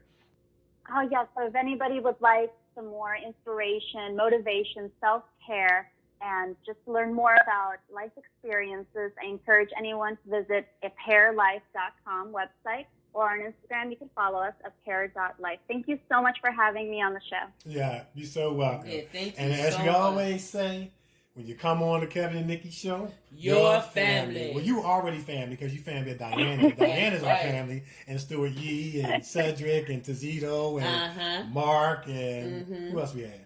So we can't forget Sabrina. Yes, Sabrina. Yeah, we got a whole lineup of new friends and family, and we just so happy, man, to be connected to you guys. You guys, all you guys are making the world a better and brighter place, That's and you're giving people hope. You're giving people hope that in spite of what we see on the news with the negativity, that there are a cluster, a remnant of good-hearted people who are holding on to, hey, I'm going to be the light of this world. I'm going to shine bright. I'm going to be an inspiration, a motivation, and encouragement. And you guys are doing that. And as I said on the other shows, it definitely has been an inspiration and encouragement to us. You know what I mean? Absolutely. Y'all really have. Thank you so much. Yeah. You both are so lovely. Thank you. Thank you. Yeah, thank you. Well, enjoy the rest of your day. Let us know how we can continue to support you guys. And, continue success and blessings to you. Thank you so much. Thank you. Bye. Thanks for coming on our show. Yeah, you're so welcome. All right. Bye-bye. All right. Bye-bye. Take care. Man, she was just awesome. Awesome sauce. She was just awesome. That was awesome. I tell you right now, Kilimanjaro, I don't know. Yeah. I'm not too sure. Man, I may have to sit that one out. Yeah, I might have to sit that one out. So maybe in my younger days, I would have been a little bit more eager, maybe a little bit reckless, if you will, to want to try something like that, just to be able to say, I did it. Because you really do it to be able to say you did it. You know what I'm saying? But as soon as I saw the first person coming down in the stretcher, that would have been it for me. That would have been it for me. I'd have been like, no. But you see how he started speaking French. I'm so glad we are doing this. We. Wait a minute. When did we start speaking French? I know, for real. No, this is for you. Yeah, that's great, man. Wow. That was just so. She was just such a breath of fresh air. You know, because just by talking to her on the show, you can feel the you can feel the inspiration. You can feel the encouragement. You can feel the bubbliness, if I can make up a word. You can really feel that. Like that kind of permeated through the show as we talked to her. Yeah. And the fact of the matter is our negative experiences have the propensity or possibility to eat away at that and make us, you don't necessarily have to be bitter or angry, but you can be less joyful and less up-tempo. Yeah. And I didn't sense that from her. Yeah. Because guess what? When you are, like you said, with the theater, you talked about the theater and they're doing all these little catty things and all these things like that. It can really, it serves as a rejection. Yeah, it does. It really serves as a rejection. Mm-hmm. And if you continue to go through that, it's like a hammer hitting the same spot on a wall. Yeah. And unless you have something to putty that thing up to keep you strong, you can succumb to being less joyful, less bubbly, less encouraging. And it's like she just took that thing and she twisted it around. And she's got, her and her husband, they got their website and all that stuff. And they're just, and all they want to do is help, inspire, encourage, and share. Yeah, I'm talking. It's always going to be someone who's going to want your spot. Mm-hmm. So it's always going to be someone who's going to be watching your form, watching how you prepare, watching every step you take, so that they can critique that. Clown you on it to break you down so that they can get the spot. That happens in theater, it happens in dance, it happens in acting, it happens in pageants. It happens. There's always going to be somebody there because they know that you two are going up for the same spot. So let me see how I can mentally break this person down. She talked about the mind game. Yeah. Let me see how I can mentally break this person down, break their confidence down, so that when they go in there for the audition purpose, they'll fail. Right. So you going with a loss of confidence, feeling uncertain. Yes. So let me ask you this. So you got a strong theater background. How did you experience that? Yeah. And how you did almost made me cuss. See, that's what I'm asking. I'm like, you probably cussed somebody back out. You like, look, you probably was almost made me cuss. Almost made me cuss. You ain't gonna be telling me I can't. Yeah. No, but how did, on a serious note? Because being in theater, you have to be able to dance. Okay. You have to be able to sing, and you have to be able to act. Okay. Especially that's with musical theater. You got to be all three. You got triple threat, right? Triple threat. Okay. Because like in basketball, you got to be pass, shoot, and dribble. All right. Especially when you're going for that lead role. Okay. You got to be able to hold them notes when singing. You got to be able to hold that dance form, and you got to be able to hold the lines. Okay. So when you go into musical theater, the first thing they will audition you on is your voice, your singing abilities. And there's always going to be somebody out there, well, she ain't hitting the notes right. That note is supposed to be up here, not down here. Right. You know what I mean? And when you go in for the dancing part, they're missing a step. You're supposed to point your toes like this, or you're supposed to point your toes like that. Your hands go like this. There's always going to be somebody critiquing you on that. And then for the acting part, we know this. From the acting part, they're not hitting that part right. I would have said it like this. I would have delivered the line like that. It's always going to be somebody in there who's going to, you know what I'm saying, critique you on all three things. Because in their head, they can do it much better than you. Okay.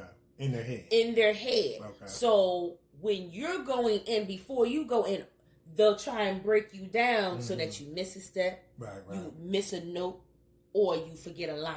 Okay. You know what I mean? So going in. So my question would be, well, first of all, I'll say I had that happen to me when I was on set, just starting out acting. And I felt like I did a solid job of doing the scene. So one of the persons, not gonna say any name, who was helping out with the production, he gave me an outward negative critique in front of everybody. But stuff like that, at that point, I drew from my basketball disciplines and mindset. That motivated me. Yeah.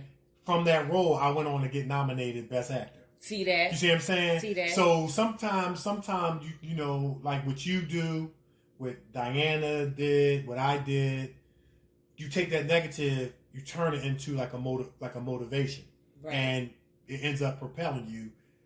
After I did the scene, everybody was crying because it was like a tearjerker type scene. Mm-hmm. Everybody was crying to the point we had to stop because people forgot their lines because they were so connected. I said, okay, you want to say that? All right, this next time we do this shot, I'm gonna bring it. And I put my heart into it a little bit more, and I brought it. Everybody was just sitting there crying. They had to stop the scene, and we had to do it again because people just forgot their lines. They were so into the character that I brought. Yeah. And so how did you turn that negativity around, and how did that like motivate you, like when you went out on stage and you know you did your thing? Honestly, my ignore game is on fleek. Okay. That'll work. You can say what you want. I'm not even listening to you. Right. Especially when it comes time for me to get ready for an audition. I hear you, but I don't hear you. I got you. Because I've already prepared in my mind how I'm going to do some things. I've already rehearsed those notes. I've already gone over 1,000,000 times those dance steps. And I've already locked in my head those lines. See, the preparation begins at home. So when you get to your audition, you don't let anybody change how you have prepared. Right. You don't let anybody have you second guessing how you worked at home. Right. So you got to stay focused. So I hear you, but I don't hear you. I'm going in and I'm going to do it this way because this is how I rehearse it. First of all, you're not the director, so why am I listening to you? You're up for the same line that I'm up. You're up for the same role like that I'm up for. You don't even count. You don't even matter now. For real. So I'm going in to stand in front of the people who have the ability to say that I got the role or I don't have the role. And that's what we have to do. Put these people out of your head. Right. And go in and do what you came to do. And so when I get around people, first of all, I find a little space by myself and I get into my meditation mode, close my eyes, drop my head, and I'm going in my head. So that way when I come out, I'm ready. So they can be sitting next to me. They can come over and sit next to me all they want to. But in my head, I already know what I'm going to do. So you have to have that confidence level so high to where you hear them, but you don't hear them. I hear you. And that's how I do it. And I would look at it like, y'all feel threatened by me. That's why y'all focusing on me. Because whatever you focus on, you give energy and attention. Anything you focus on to give attention to, you give energy to. So the fact that you're trying to give energy to me when you should be focusing on what you're gonna do when you get in there. And then here's the thing. You know what I'm saying? I guarantee you, when I come out, you'll be changing how you gonna go in. Right. I got you. I like that. You see what I'm saying? I like that. You're gonna be changing how you go in there when I come out. Right. Especially when you hear what they're saying. That's it. After I come up out of there. Or what they're saying to me while I'm in there. Right. You're going to change the way you go up in there, I guarantee you. Right. So there's definitely a level of, mental toughness and focus that has to be demonstrated. And, definitely you did it. Diana did it. I did it. But once again, great interview. It was a lot of fun. Very, like I said, motivational, encouraging, awesome stories. I love hearing these behind the scenes stories of what's going on. So fascinating, so funny. And I like the question that you asked about mentoring and teaching others. She's doing that. She's a coach. And that's what it's all about, man. It's about taking your experiences, your positive ones, dumping them into other people, and then helping them avoid the negative ones. And so basically what she said is going to be cats and dogs everywhere. Okay, I like that. Okay. Yeah. So I got to start doing cat sounds and dog sounds? You get on my nerves. It's going to be cats and dogs everywhere. You just got to figure out which one you going to play with. That's it. Done. That's it. We can move forward on that one. I ain't got no mic to drop. I'm going to drop my magnifying glass. You're going to drop the magnifying glass. I like it. Yes. Yeah. Yes. That's it. That ain't nothing need to be said after that. That's right. Drop the magnifying glass. Drop the magnifying glass. All right. That was great stuff. Yes, man. that was a lot of fun talking to her. Really a lot of fun. It really was. Yes. A lot of fun. Man, we got a lot of part twos we're gonna have to do, man. I know. Because we got so much more we want to talk about and things like that. And it's like you just can't talk about everything at one time. But we're gonna find a way. We're gonna do these part twos. We're gonna do part threes if we need to. We're gonna find a way. We're gonna find a way.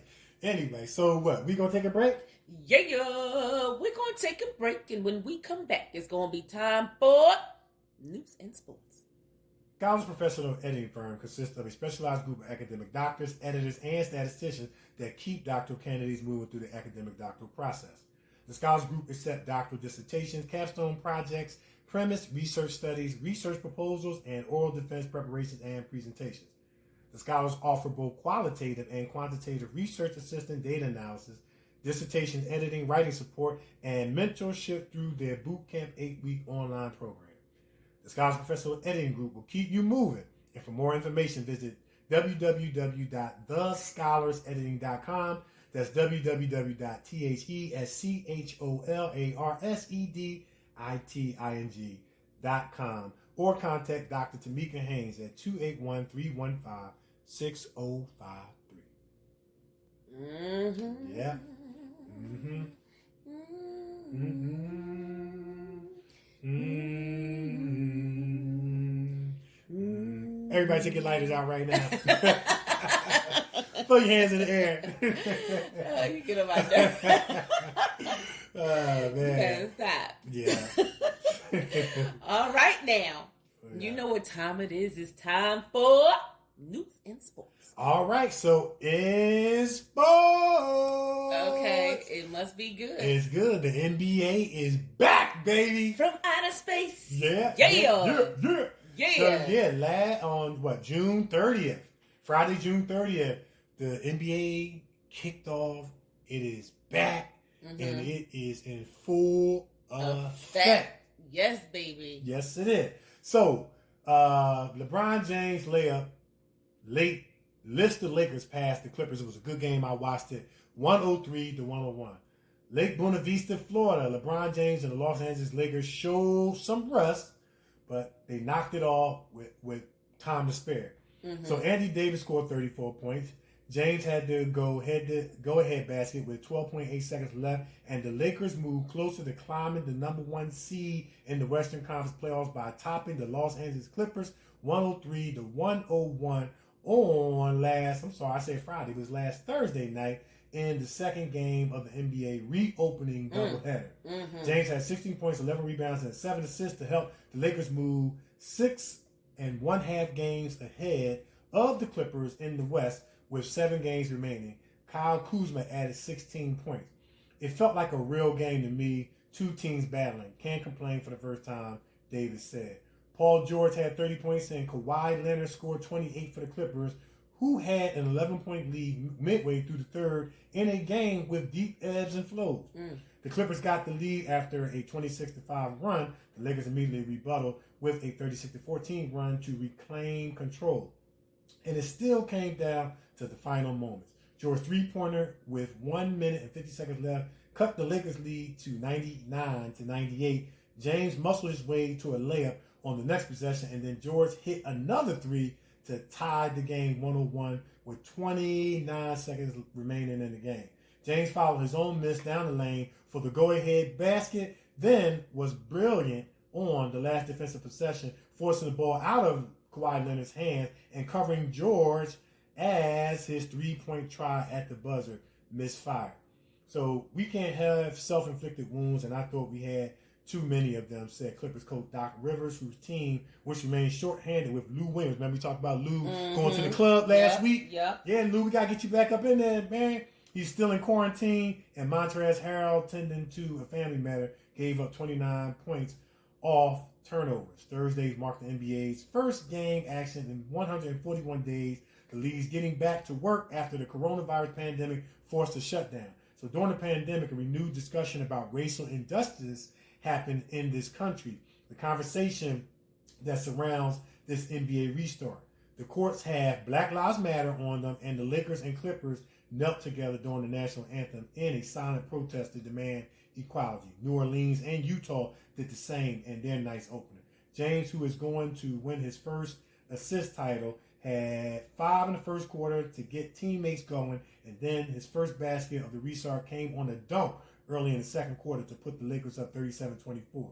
But for a stretch that basically spanned the full quarter, spanning the second and third periods, the Lakers couldn't make a shot. They went 1 for 10 to the end of the half, then 0 for 9 to the start of the third, and the Clippers took advantage of it. They turned a 50-40 deficit into a 66-55 edge in the third, and then it was the Lakers' turn to rally, slicing the Clippers' lead 77-76 going into the fourth. It was a good game, Leonard said. Still had fun out there. It was great to be back on the floor. And I just want to say this. Shout out to Commissioner Silverman. He has really given the NBA players freedom of expression in terms of Black Lives Matter with the mask that they're wearing. Of course, the Black Lives Matter logo is on the floor, as I read in the story. T-shirts that they're wearing and warm-ups. And like I said, I remember we had watched a NBA, countdown show, and it was the theme from white people and black people and people from other countries was about Black Lives Matter. Yeah, it was. And all the NBA players are talking about how they want to use their major platform to be a voice in this thing. And what they've done a little bit different is on the back of their jerseys, instead of their names, they're putting words like equality on the back of the jersey, justice, and things like that, man. And so we just, like Jalen Rose said, like Paul Pierce said, this is going to be a in-your-face theme for the rest of this NBA season, and more than likely going into the upcoming season, probably here moving forward until something is done. So this NBA season is a little bit bigger than just basketball, and all the players are saying that, no matter what color they are. This is powerful, man. Yeah. So shout out to the NBA and the commissioner, and the league is doing their part to make a difference in this during this time of pandemic and epidemic. Yeah. So that's all I got in sports, man. Yeah, I gotta ask. What? Did they have the crowd sounds? Oh, they did. Oh, yeah. So now, basically, what they do is they have electronic board surrounding the court with electronic fans. Get out of here! Yeah, they got a electronic board that goes around the court, and they got electronic fans that are clapping, and they got the crowd sound. Yeah. Are you serious? Yeah, you thought I was joking? Yes. I thought you knew.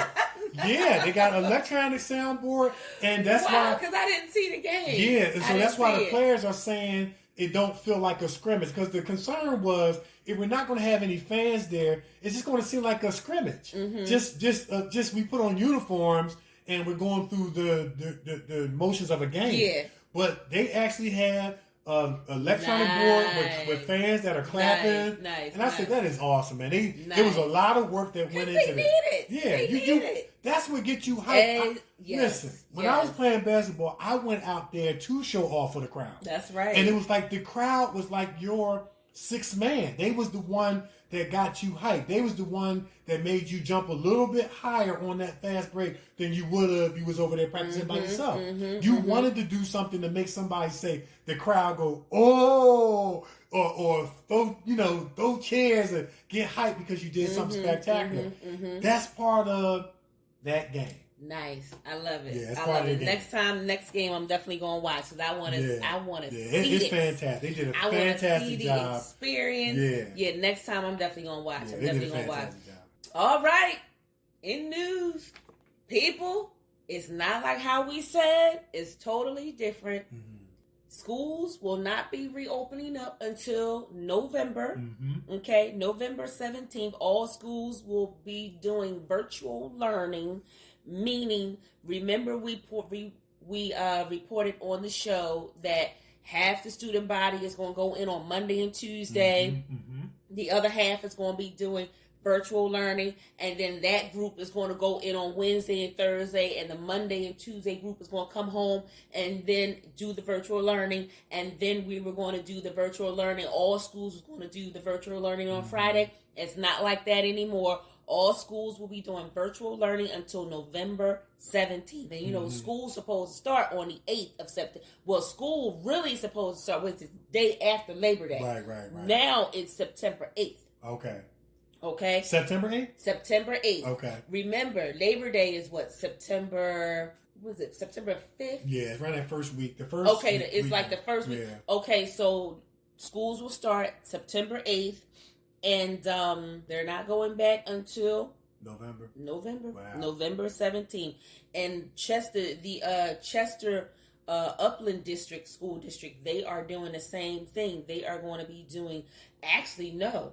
Chester School District is going to be doing the virtual learning for a whole year, the whole entire school year. So when school starts, for them, they go back, I would say, the last 2 weeks in August. So when they go back to school, they're going to do virtual learning all the way over until June of 2021. Gotcha. So this pandemic, man, yeah. you know it's bad when it starts, shutting down the schools and different things like that. Yeah. I mean, you know it's bad when that starts happening. Yeah, and once again, as I explained, on I think it was the show last week or the week before that, my concerns about the Philadelphia public school system, which educational system isn't the best in the beginning. Now these kids have to transition to of no fault of their own to virtual, and you had a lot of kids that really didn't participate in school when they had to go to the actual physical building, right? Or they went and were distracted by friends, and and some of the perils that go on in public school systems and things like that, and fights and drama and all that stuff. So I expressed my concern about that, but it is no other alternative, right? Because they can't go back. It's not going to be safe to go back due to the coronavirus. So right. I just I don't know if there is any kind of pre-preparation, maybe program or requirements that they can maybe put the kids through before school actually starts, so that they can get acclimated with virtual classes. You know what I mean? I mean, I've taken online classes before, and we actually had to watch videos on how to help you do the virtual, right, and things like that, because when it's not a physical teacher standing there, it's a little bit different experience.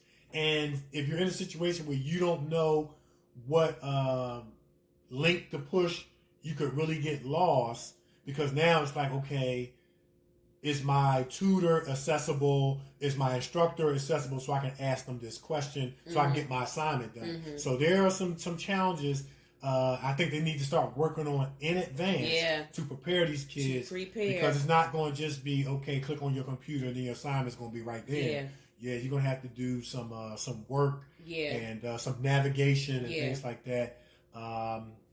And we'll see how it turns out. Yeah, we'll see how it turns out, because the main focus was not all of the children had laptops. Right. That's another not all of the every household don't have a computer. Right. And Wi-Fi. So what they're doing is they're giving out, and I don't know how this is going to work, especially for Philadelphia, but they're giving out a Wi-Fi password to all of the homes. And not only that, but they're trying to make sure that all of the students who don't have laptops get a laptop. Okay. So I'm guessing they're going to be partnering with Dell or wherever to try and get, these laptops to these students, these tablets or whatever, because they got to do the virtual learning, which basically means the teacher needs to see all the kids in a classroom on Zoom and different things like that. So I'm guessing that's how they're going to do it. And then with the Wi-Fi, it's going to be interesting to see how this thing is going to play out. So let me give you some insight on how the Wi-Fi part going to go, because this is due to my direct experience working with these kids. Yeah. What's going to happen is they're not going to pay their phone bill, and they're going to use their phones with the Wi-Fi. Because every time I turn around, these kids are asking, do you have Wi-Fi? Do you have Wi-Fi? Do you have Wi-Fi? Because it's all about getting on Instagram, Facebook. That's what this generation is into. So they're going to love that part. Because they're going to be like, man, I don't have to pay my phone bill, and I can still get on Instagram because now I got free Wi-Fi.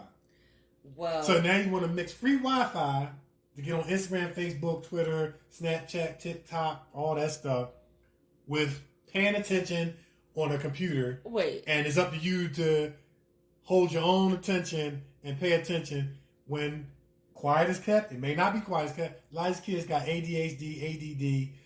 and most of them are just BAD. They're just bad anyway. But I ain't signing them all. Philly, stand up, rise up. Look, we trying to believe in y'all. Let's get our education, man. Let's get our education. Wait, did y'all hear what did you say? Tip-top? TikTok. Okay, you said it right? TikTok. Okay. I don't use it, but I'm familiar I with thought it. you said tip-top. Like, wait a minute. I might have said tip-top. Tip-top. Tip-top. I might have said tip-top. Well, let me tell you this. If they want to pass it to the next level, they're gonna have to do it. They gotta do it. And that's what the superintendent said. He said, if they want to pass, they're gonna have to do it. Okay, because this school year you got the juniors going into the senior year, so you got to do it right. if you want to pass and graduate next year. So you have to do it, or it's going to be a whole lot of your children being left behind, repeating the same grade. Yeah. So you better get in line and you better do it. And this pandemic, we didn't see this thing coming. Right. You better come on and jump on board, because this is where we are now. Yeah. This is where we are. We're all forced to adjust. Yep. We're all forced to adjust. We are all forced to adjust. And it's one of them things where we all have to make up our mind that we're not going to make excuses. We're going to do the best that we can to put, like Diana said, put one foot in front of the other. That's right. And adjust and try to keep moving forward. That's right. You know? That's right. Like Rocky said, life is not about how hard you can hit. It's about how hard you can get hit and how much you can take and keep moving forward. That's how winning is done, man. That's right. I'm just choosing. Nikee's a winner. I'm a winner. Diana's a winner. Our guests are winners. And we just going to choose to believe that our Philadelphia kids are winners. Let's get it together. Get it in gear. Get our education. Let's do what we got to do, man. That's right. Philly, stand up. That's right. You know what I mean? And my last story, Muhammad. The head of the NAACP, they're calling for him to sit down because he has posted some anti-Semitics. And they want him to sit down, and he ain't trying to hear that. He ain't trying to do it. They want him to sit down. And I'm just going to say, like I said last week and the week before that, if you have to apologize after you say something or after you put up a post, you wasn't supposed to do it in the first place. Yeah, and I remember you put up a post and what's bothering Nikee about think before you speak. Yeah. And they gave an acronym for think. Yeah, man. It goes for us too. Yeah. It goes for us too. You can't do that. You can't do that. Pay attention to what you're doing. And that's what they're saying, because he was saying that he didn't understand the whole post. Well, if you didn't understand it, why you put it up there? You shouldn't have put it up there. You shouldn't have put it up there. Come on now. So they're calling for him to sit down, but he acting like he ain't trying to go nowhere. So we'll see how that play out. But come on now. Come on. Yeah. Come on. Yeah. Come on. That's it. That's all I got. All right. That's all I got. Pay attention. Pay attention. That's it. That's all I got. So all right, we're gonna take a break? Yeah, we're gonna take a break. And when we come back, it's gonna be time for What's Bothering Nikee? Yeah. It's the Kevin and Nikee Show on iHeartRadio. We're everywhere, and we'll be right back. Yeah.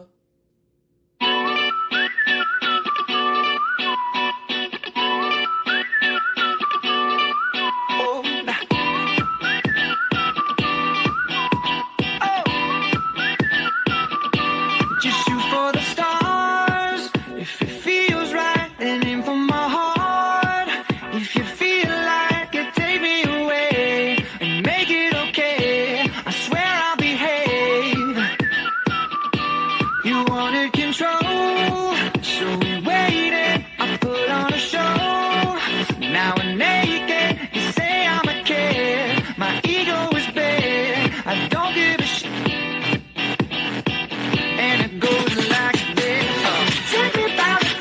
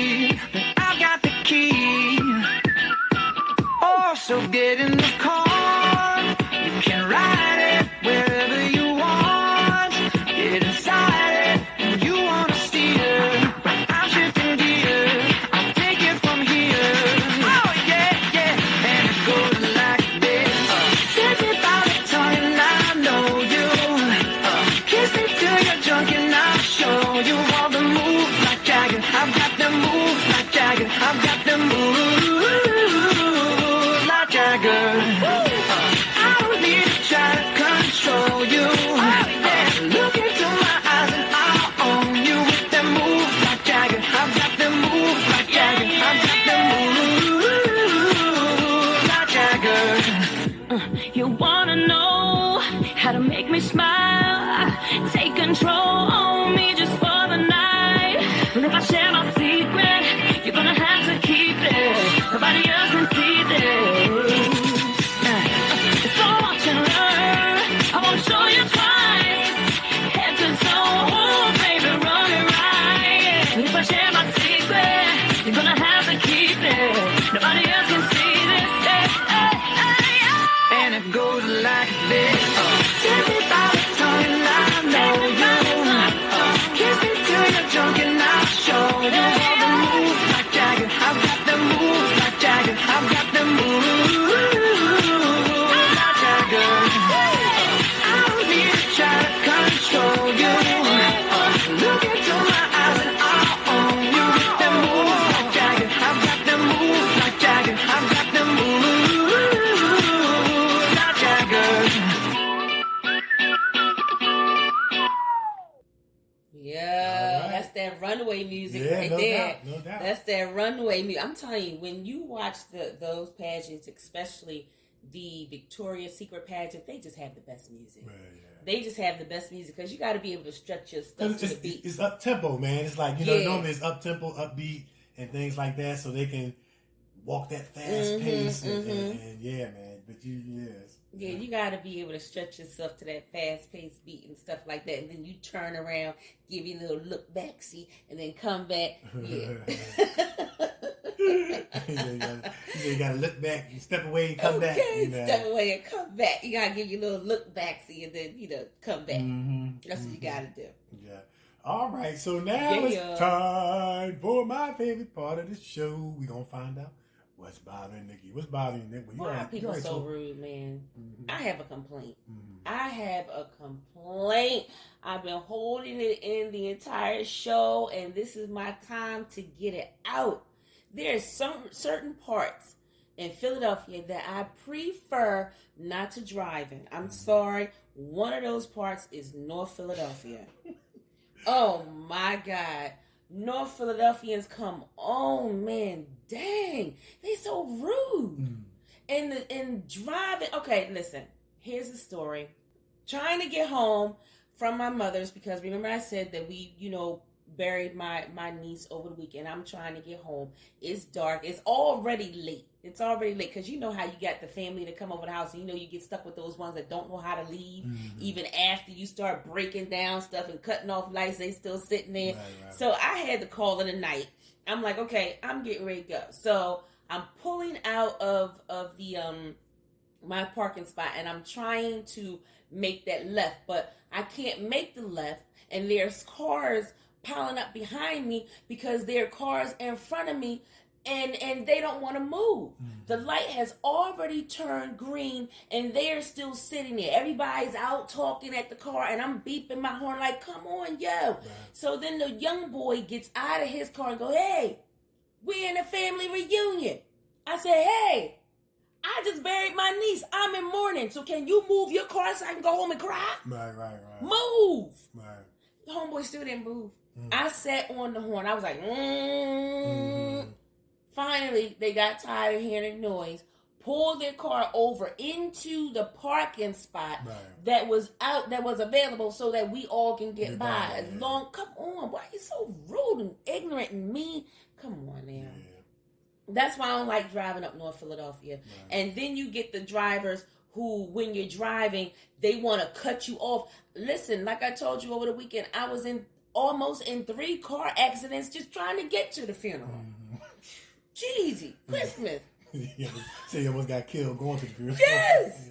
That's bad. It ain't funny, but I just thought. I'm trying not to cuss. This is a family show. Yeah. I'm trying so hard. Again, sitting at the light, the guy is on the right, on the left side, in the left lane where you're supposed to turn left. I'm in the right lane where I'm getting ready to turn right. As soon as the light turns, this fool, he goes and jumps in front of my car to turn left, to turn right, because he realized he was on the wrong side. Right. And I come to a screeching halt. The cars behind me come to a screeching halt. We almost did, what do you call it, that pile up. Yeah. Come on, I mean, bumper to bumper pilot. Yeah, I mean, you gotta start having more respect for other people. You're gonna kill me and kill yourself just trying to get to the next light. Right. Yeah. It's ridiculous. It's just certain places I just refuse not to travel. We gotta start, respecting one another. We have to start showing some consideration for other people. Show some respect. Come on, where you get your, I wish it was one of them things where we had the magic power where when the car in front of you starts doing something stupid, you can just stop it and pull it over to the other side of the road and have the car turn off for an hour. Right. Yeah, that would work. Yeah. Stall their car for a whole hour so that they can get themselves together. You got to be more considerate of other people behind you and other people in front of you. Come on, show some respect. You're not the only one on the road. Right. I agree. That's it. That's all I got. I mean, come on. How do you darn near die 3 times getting to a funeral? Right. That's crazy. Yeah, that. Be more considerate of other people. You're not the only person on the road. Mm-hmm. Come on now. That's it. That's all I got. All right. I'm glad y'all let me get that off my chest because I know what's bothering y'all too. I know y'all got some rude people where y'all live at as well. I know y'all do. Y'all just don't want to say it, but I'll say it for you. Mm-hmm. Email it to me. I'll say it. And she will say it. Come on, my God. Start having respect for other people. Yeah, and like you said, it's just, and then you see them speeding, and all they do is go to the next stop sign. To the next stop sign. Or the next stoplight, you know what I mean? And you done caught up with them, and now you right next to them, and they did all that speeding and burning up rubber and all that stuff, and you're only to the next block. I mean, Everybody's in a rush to go where? Nowhere fast. You know he talking about he in the family reunion, so you gonna hold up traffic because you're in the family reunion? Okay, well, I'm in mourning. Can you move? Right. Goodness gracious, I would like to go home. These people so rude. Just rude. Now, I'm going to tell you right now, when he got out of his car, though, I thought he was getting out with a gun. Yeah, you got to be careful. I know. I was just playing, man. I ain't in no rush. I was playing. All right, I'll celebrate with you. Give me some macaroni and cheese. We cool. You got some food over there? Cousin! Cousin! My fault, man. I ain't thought that was you. Cousin, I know. Shoot. Yeah. I did, though. I thought when he hopped out the car, I thought he was hopping out with a gun. But he was like, we're in family reunion. Mm-hmm. I'm like, dude, I'm in mourning. Can you move? I would like to go home and cry. Right. Oh, God. North Philly, man, I tell you. One of these days, you'll get it together. Mm-hmm. You'll get it together. That's it. That's all I got. All right, so we're going to take another break, and when we come back, it's going to be time for my favorite part of the show, Kevin's Corners. Kevin Nikee Show on iHeartRadio. We are everywhere, and we will be right back.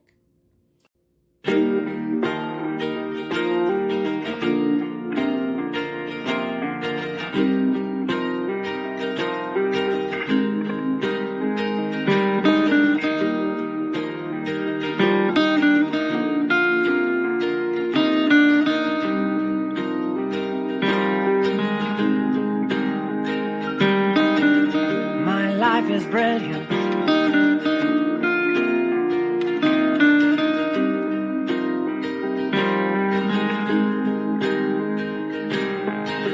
My life is brilliant. My love is pure. I saw an angel, of that I'm sure.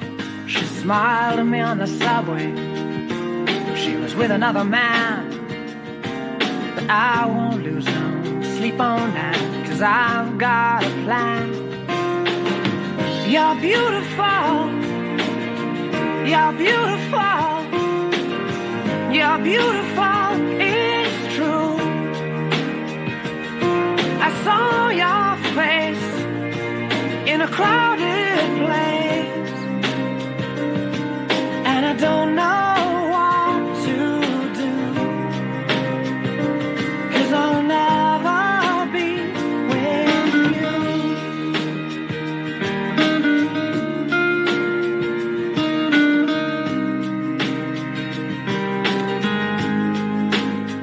Yes, she caught my eye as we walked on by.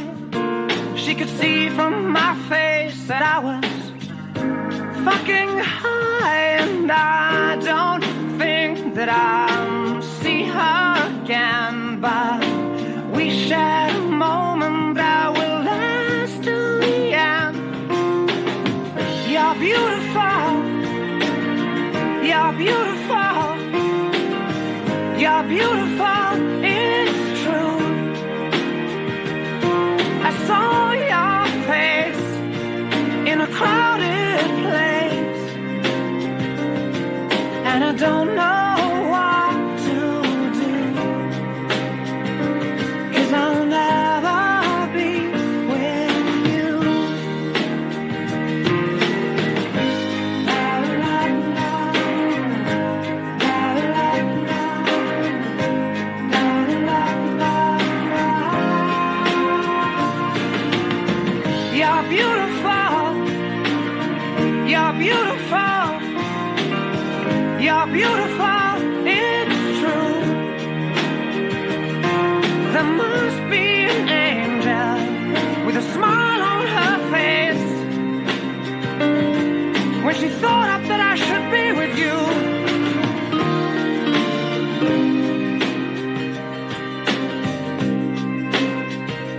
But it's time to face the truth. I will never be with you.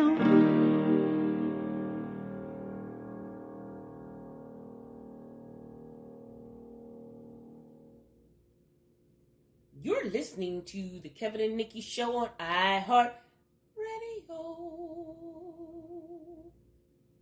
All right. You're beautiful. It's you.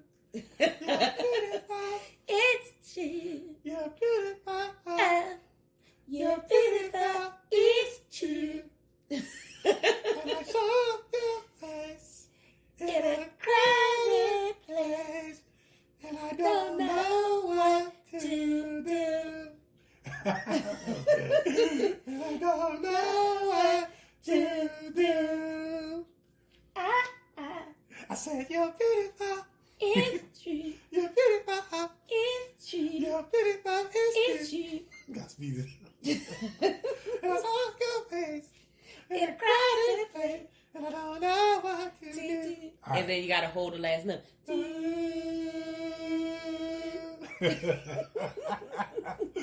Oh man, we having too much fun, man. We need to grow up sometime, but I don't wanna grow up. I'm a Toys R Us kid. They got so many things that I can play with. From bikes to games to video games. It's the biggest toy store there is. Gee whiz! I don't wanna grow up, 'cause baby, if I did, I wouldn't be a Toys R Us kid. Yeah. I remember that song. Yes. Yeah, remember that song? I think Yeah, Toys R Us closed down there. Yeah, right? I think so, Yeah, they closed down, yeah. I still What is remember it? that I song. think I messed up. From bikes to trains. From bikes to trains to And video video games. games, yes. The biggest toy store there is. Gee whiz. All right, I got another one. But My baloney has a first name, it's Osgar. My baloney has a second name, Mayer. Oh, I love to eat it anyway. And if you ask me why, I say, 'cause Oscar Mayer has a name, is Bologna. Remember that commercial? all right, no, I got one Remember for you. that commercial? I got one for you. Flintstones. Flintstones. Meet the Flintstones.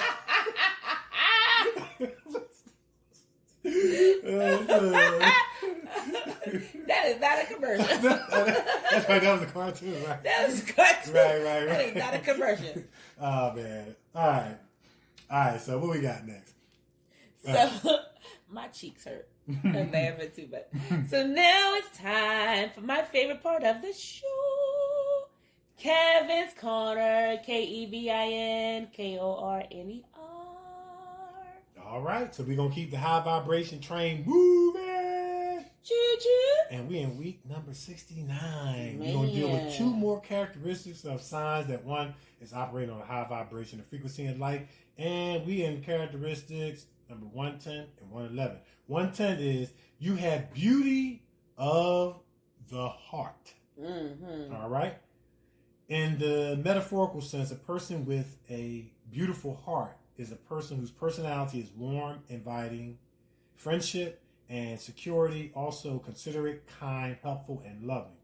There was a quote that said, beauty is just not about what you look like, what you have, or how much makeup or cologne you put on, Beauty is about having a great personality, a good heart, mind, loving others, and having a pure soul.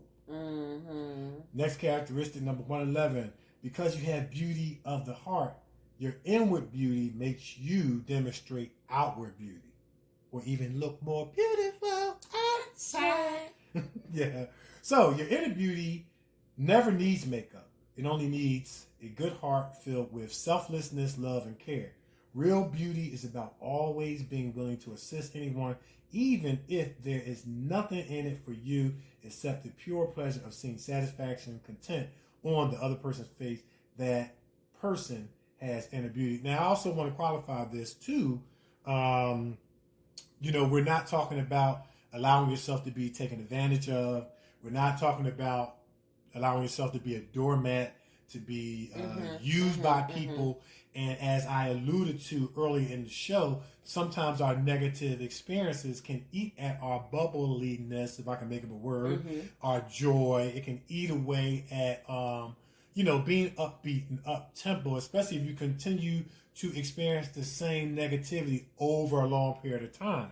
Right. And so it has the ability to, kind of eat away at that. Right. You know what I mean? It has a way to kind of eat away at that and even tempt us to become angry regularly, or potentially become bitter. And I think that takes away from our inner beauty. So the challenge in life with those negative experiences, and it's not easy, and it's a challenge for all of us, is to take those negative experiences, especially the hardest ones, the one that it wasn't your fault. You had no say in it. It was somebody else who made a bad decision and it fell on you or affected you. Like bullying. Like no child wakes up or no adult wakes up and say, hey, I want to be bullied on my job today, or I want to be bullied in school. That was something that was out of your control.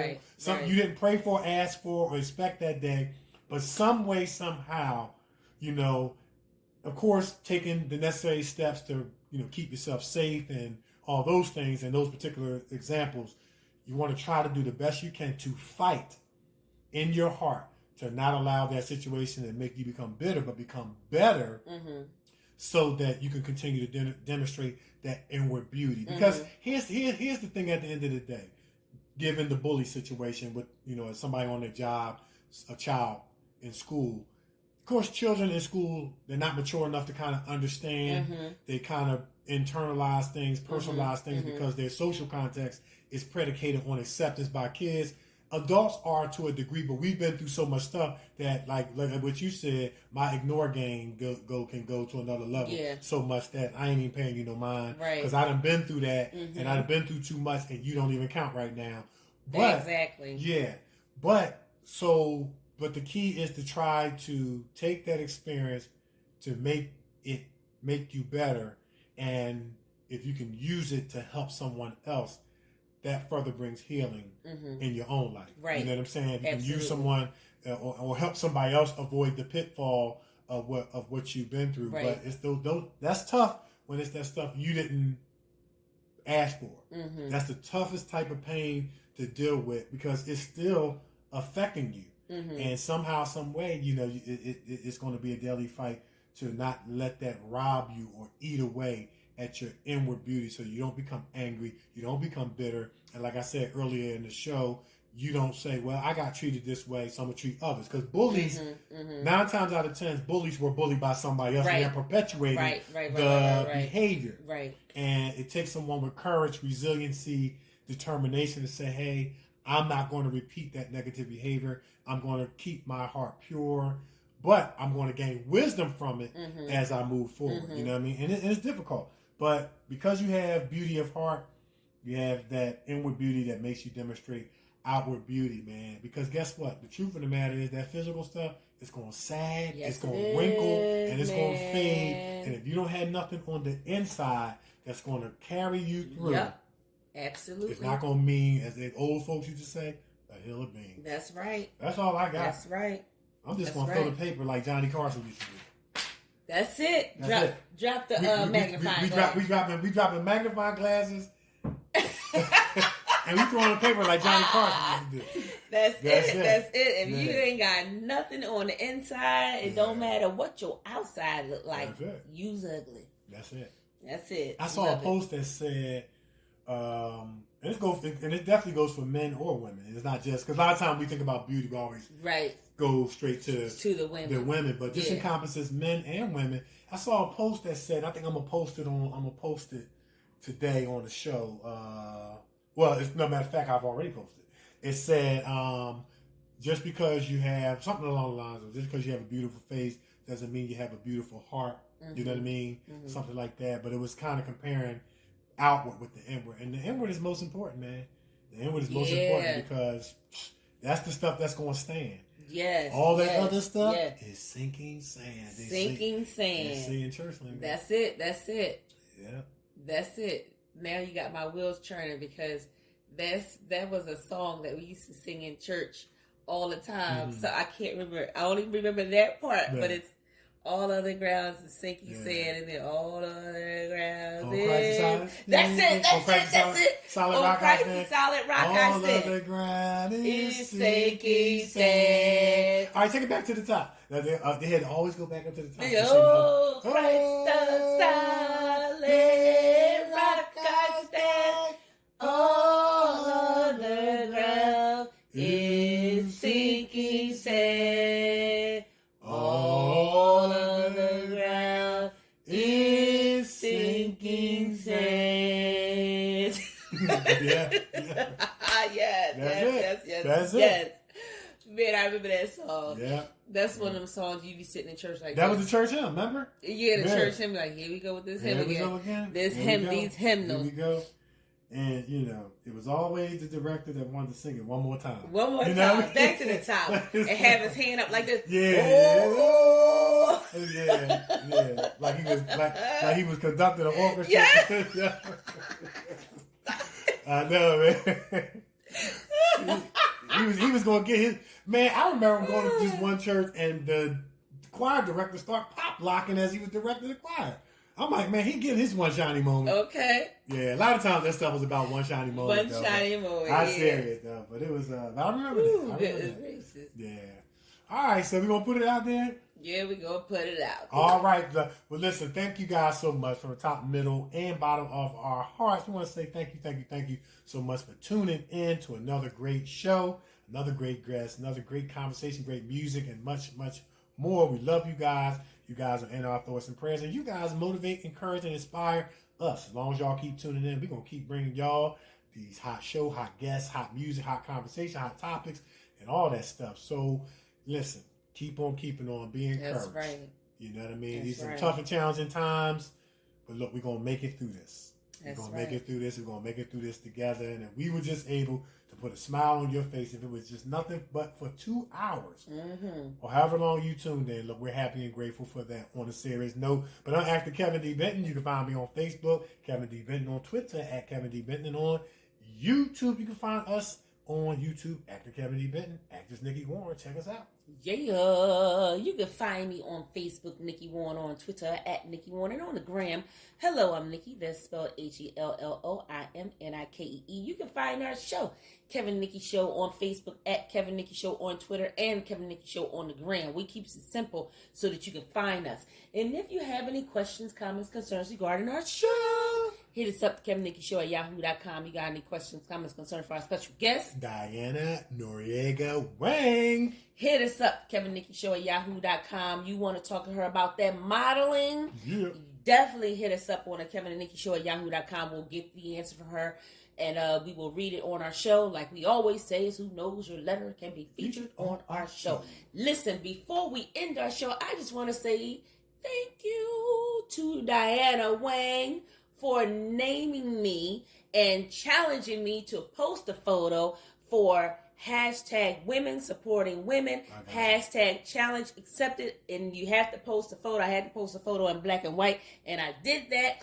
And thank you, Diana. Yes, challenge accepted. I put a photo up there, and the comments were so beautiful. Thank you, guys. One person even said that this is a beautiful woman on the inside as well as out. Thank you so, That's so, it right there. Sales so confirmation. much. That was confirmation. See, I didn't even see that. I saw the picture, but I didn't read the caption. Yeah. Yeah, I saw the picture. I think I clicked the hard one. Yeah, so thank you. But yeah, talking about inward, we talked. It seemed like one of the themes that came out of this was inward beauty versus outward beauty.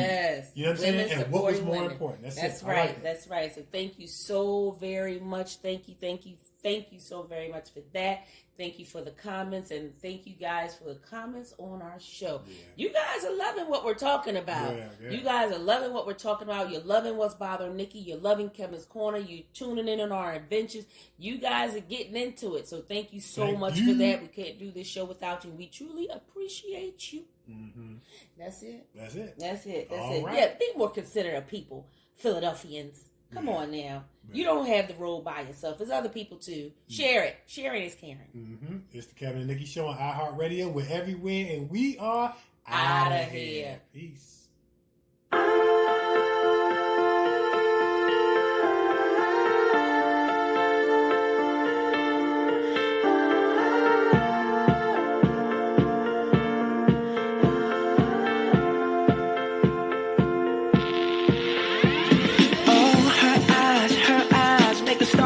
Like they're not shining. Her hair falls perfectly without her trying. She's so beautiful, and I tell her every day. Yeah, I know. When I compliment her, she won't believe me, and it's so sad to think that she don't see what I see. But every time she asks me, do I look okay?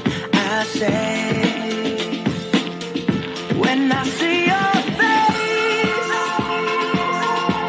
there's not a thing that I would change, 'cause you're amazing, just the way you are. And when you smile, the whole world stops and stares for a while, 'cause girl, you're amazing, just the way you are. Yeah.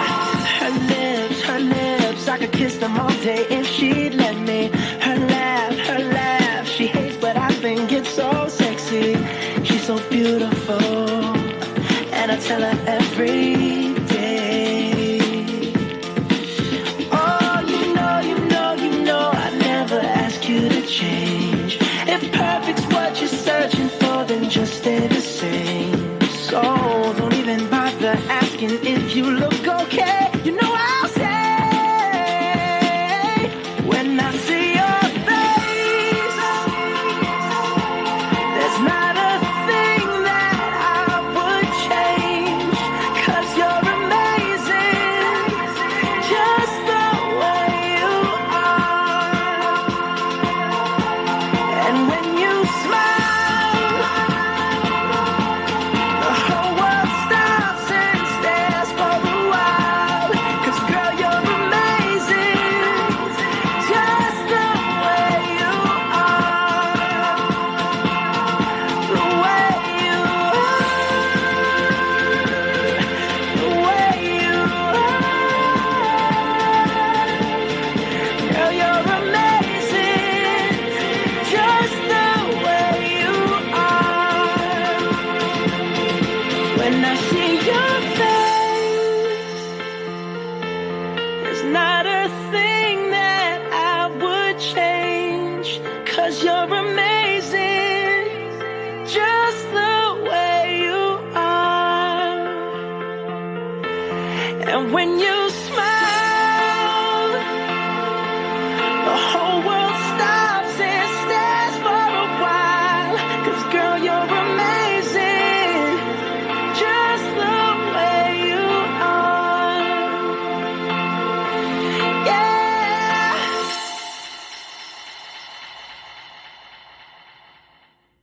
You have been listening to the Kevin and Nikee Show on iHeartRadio.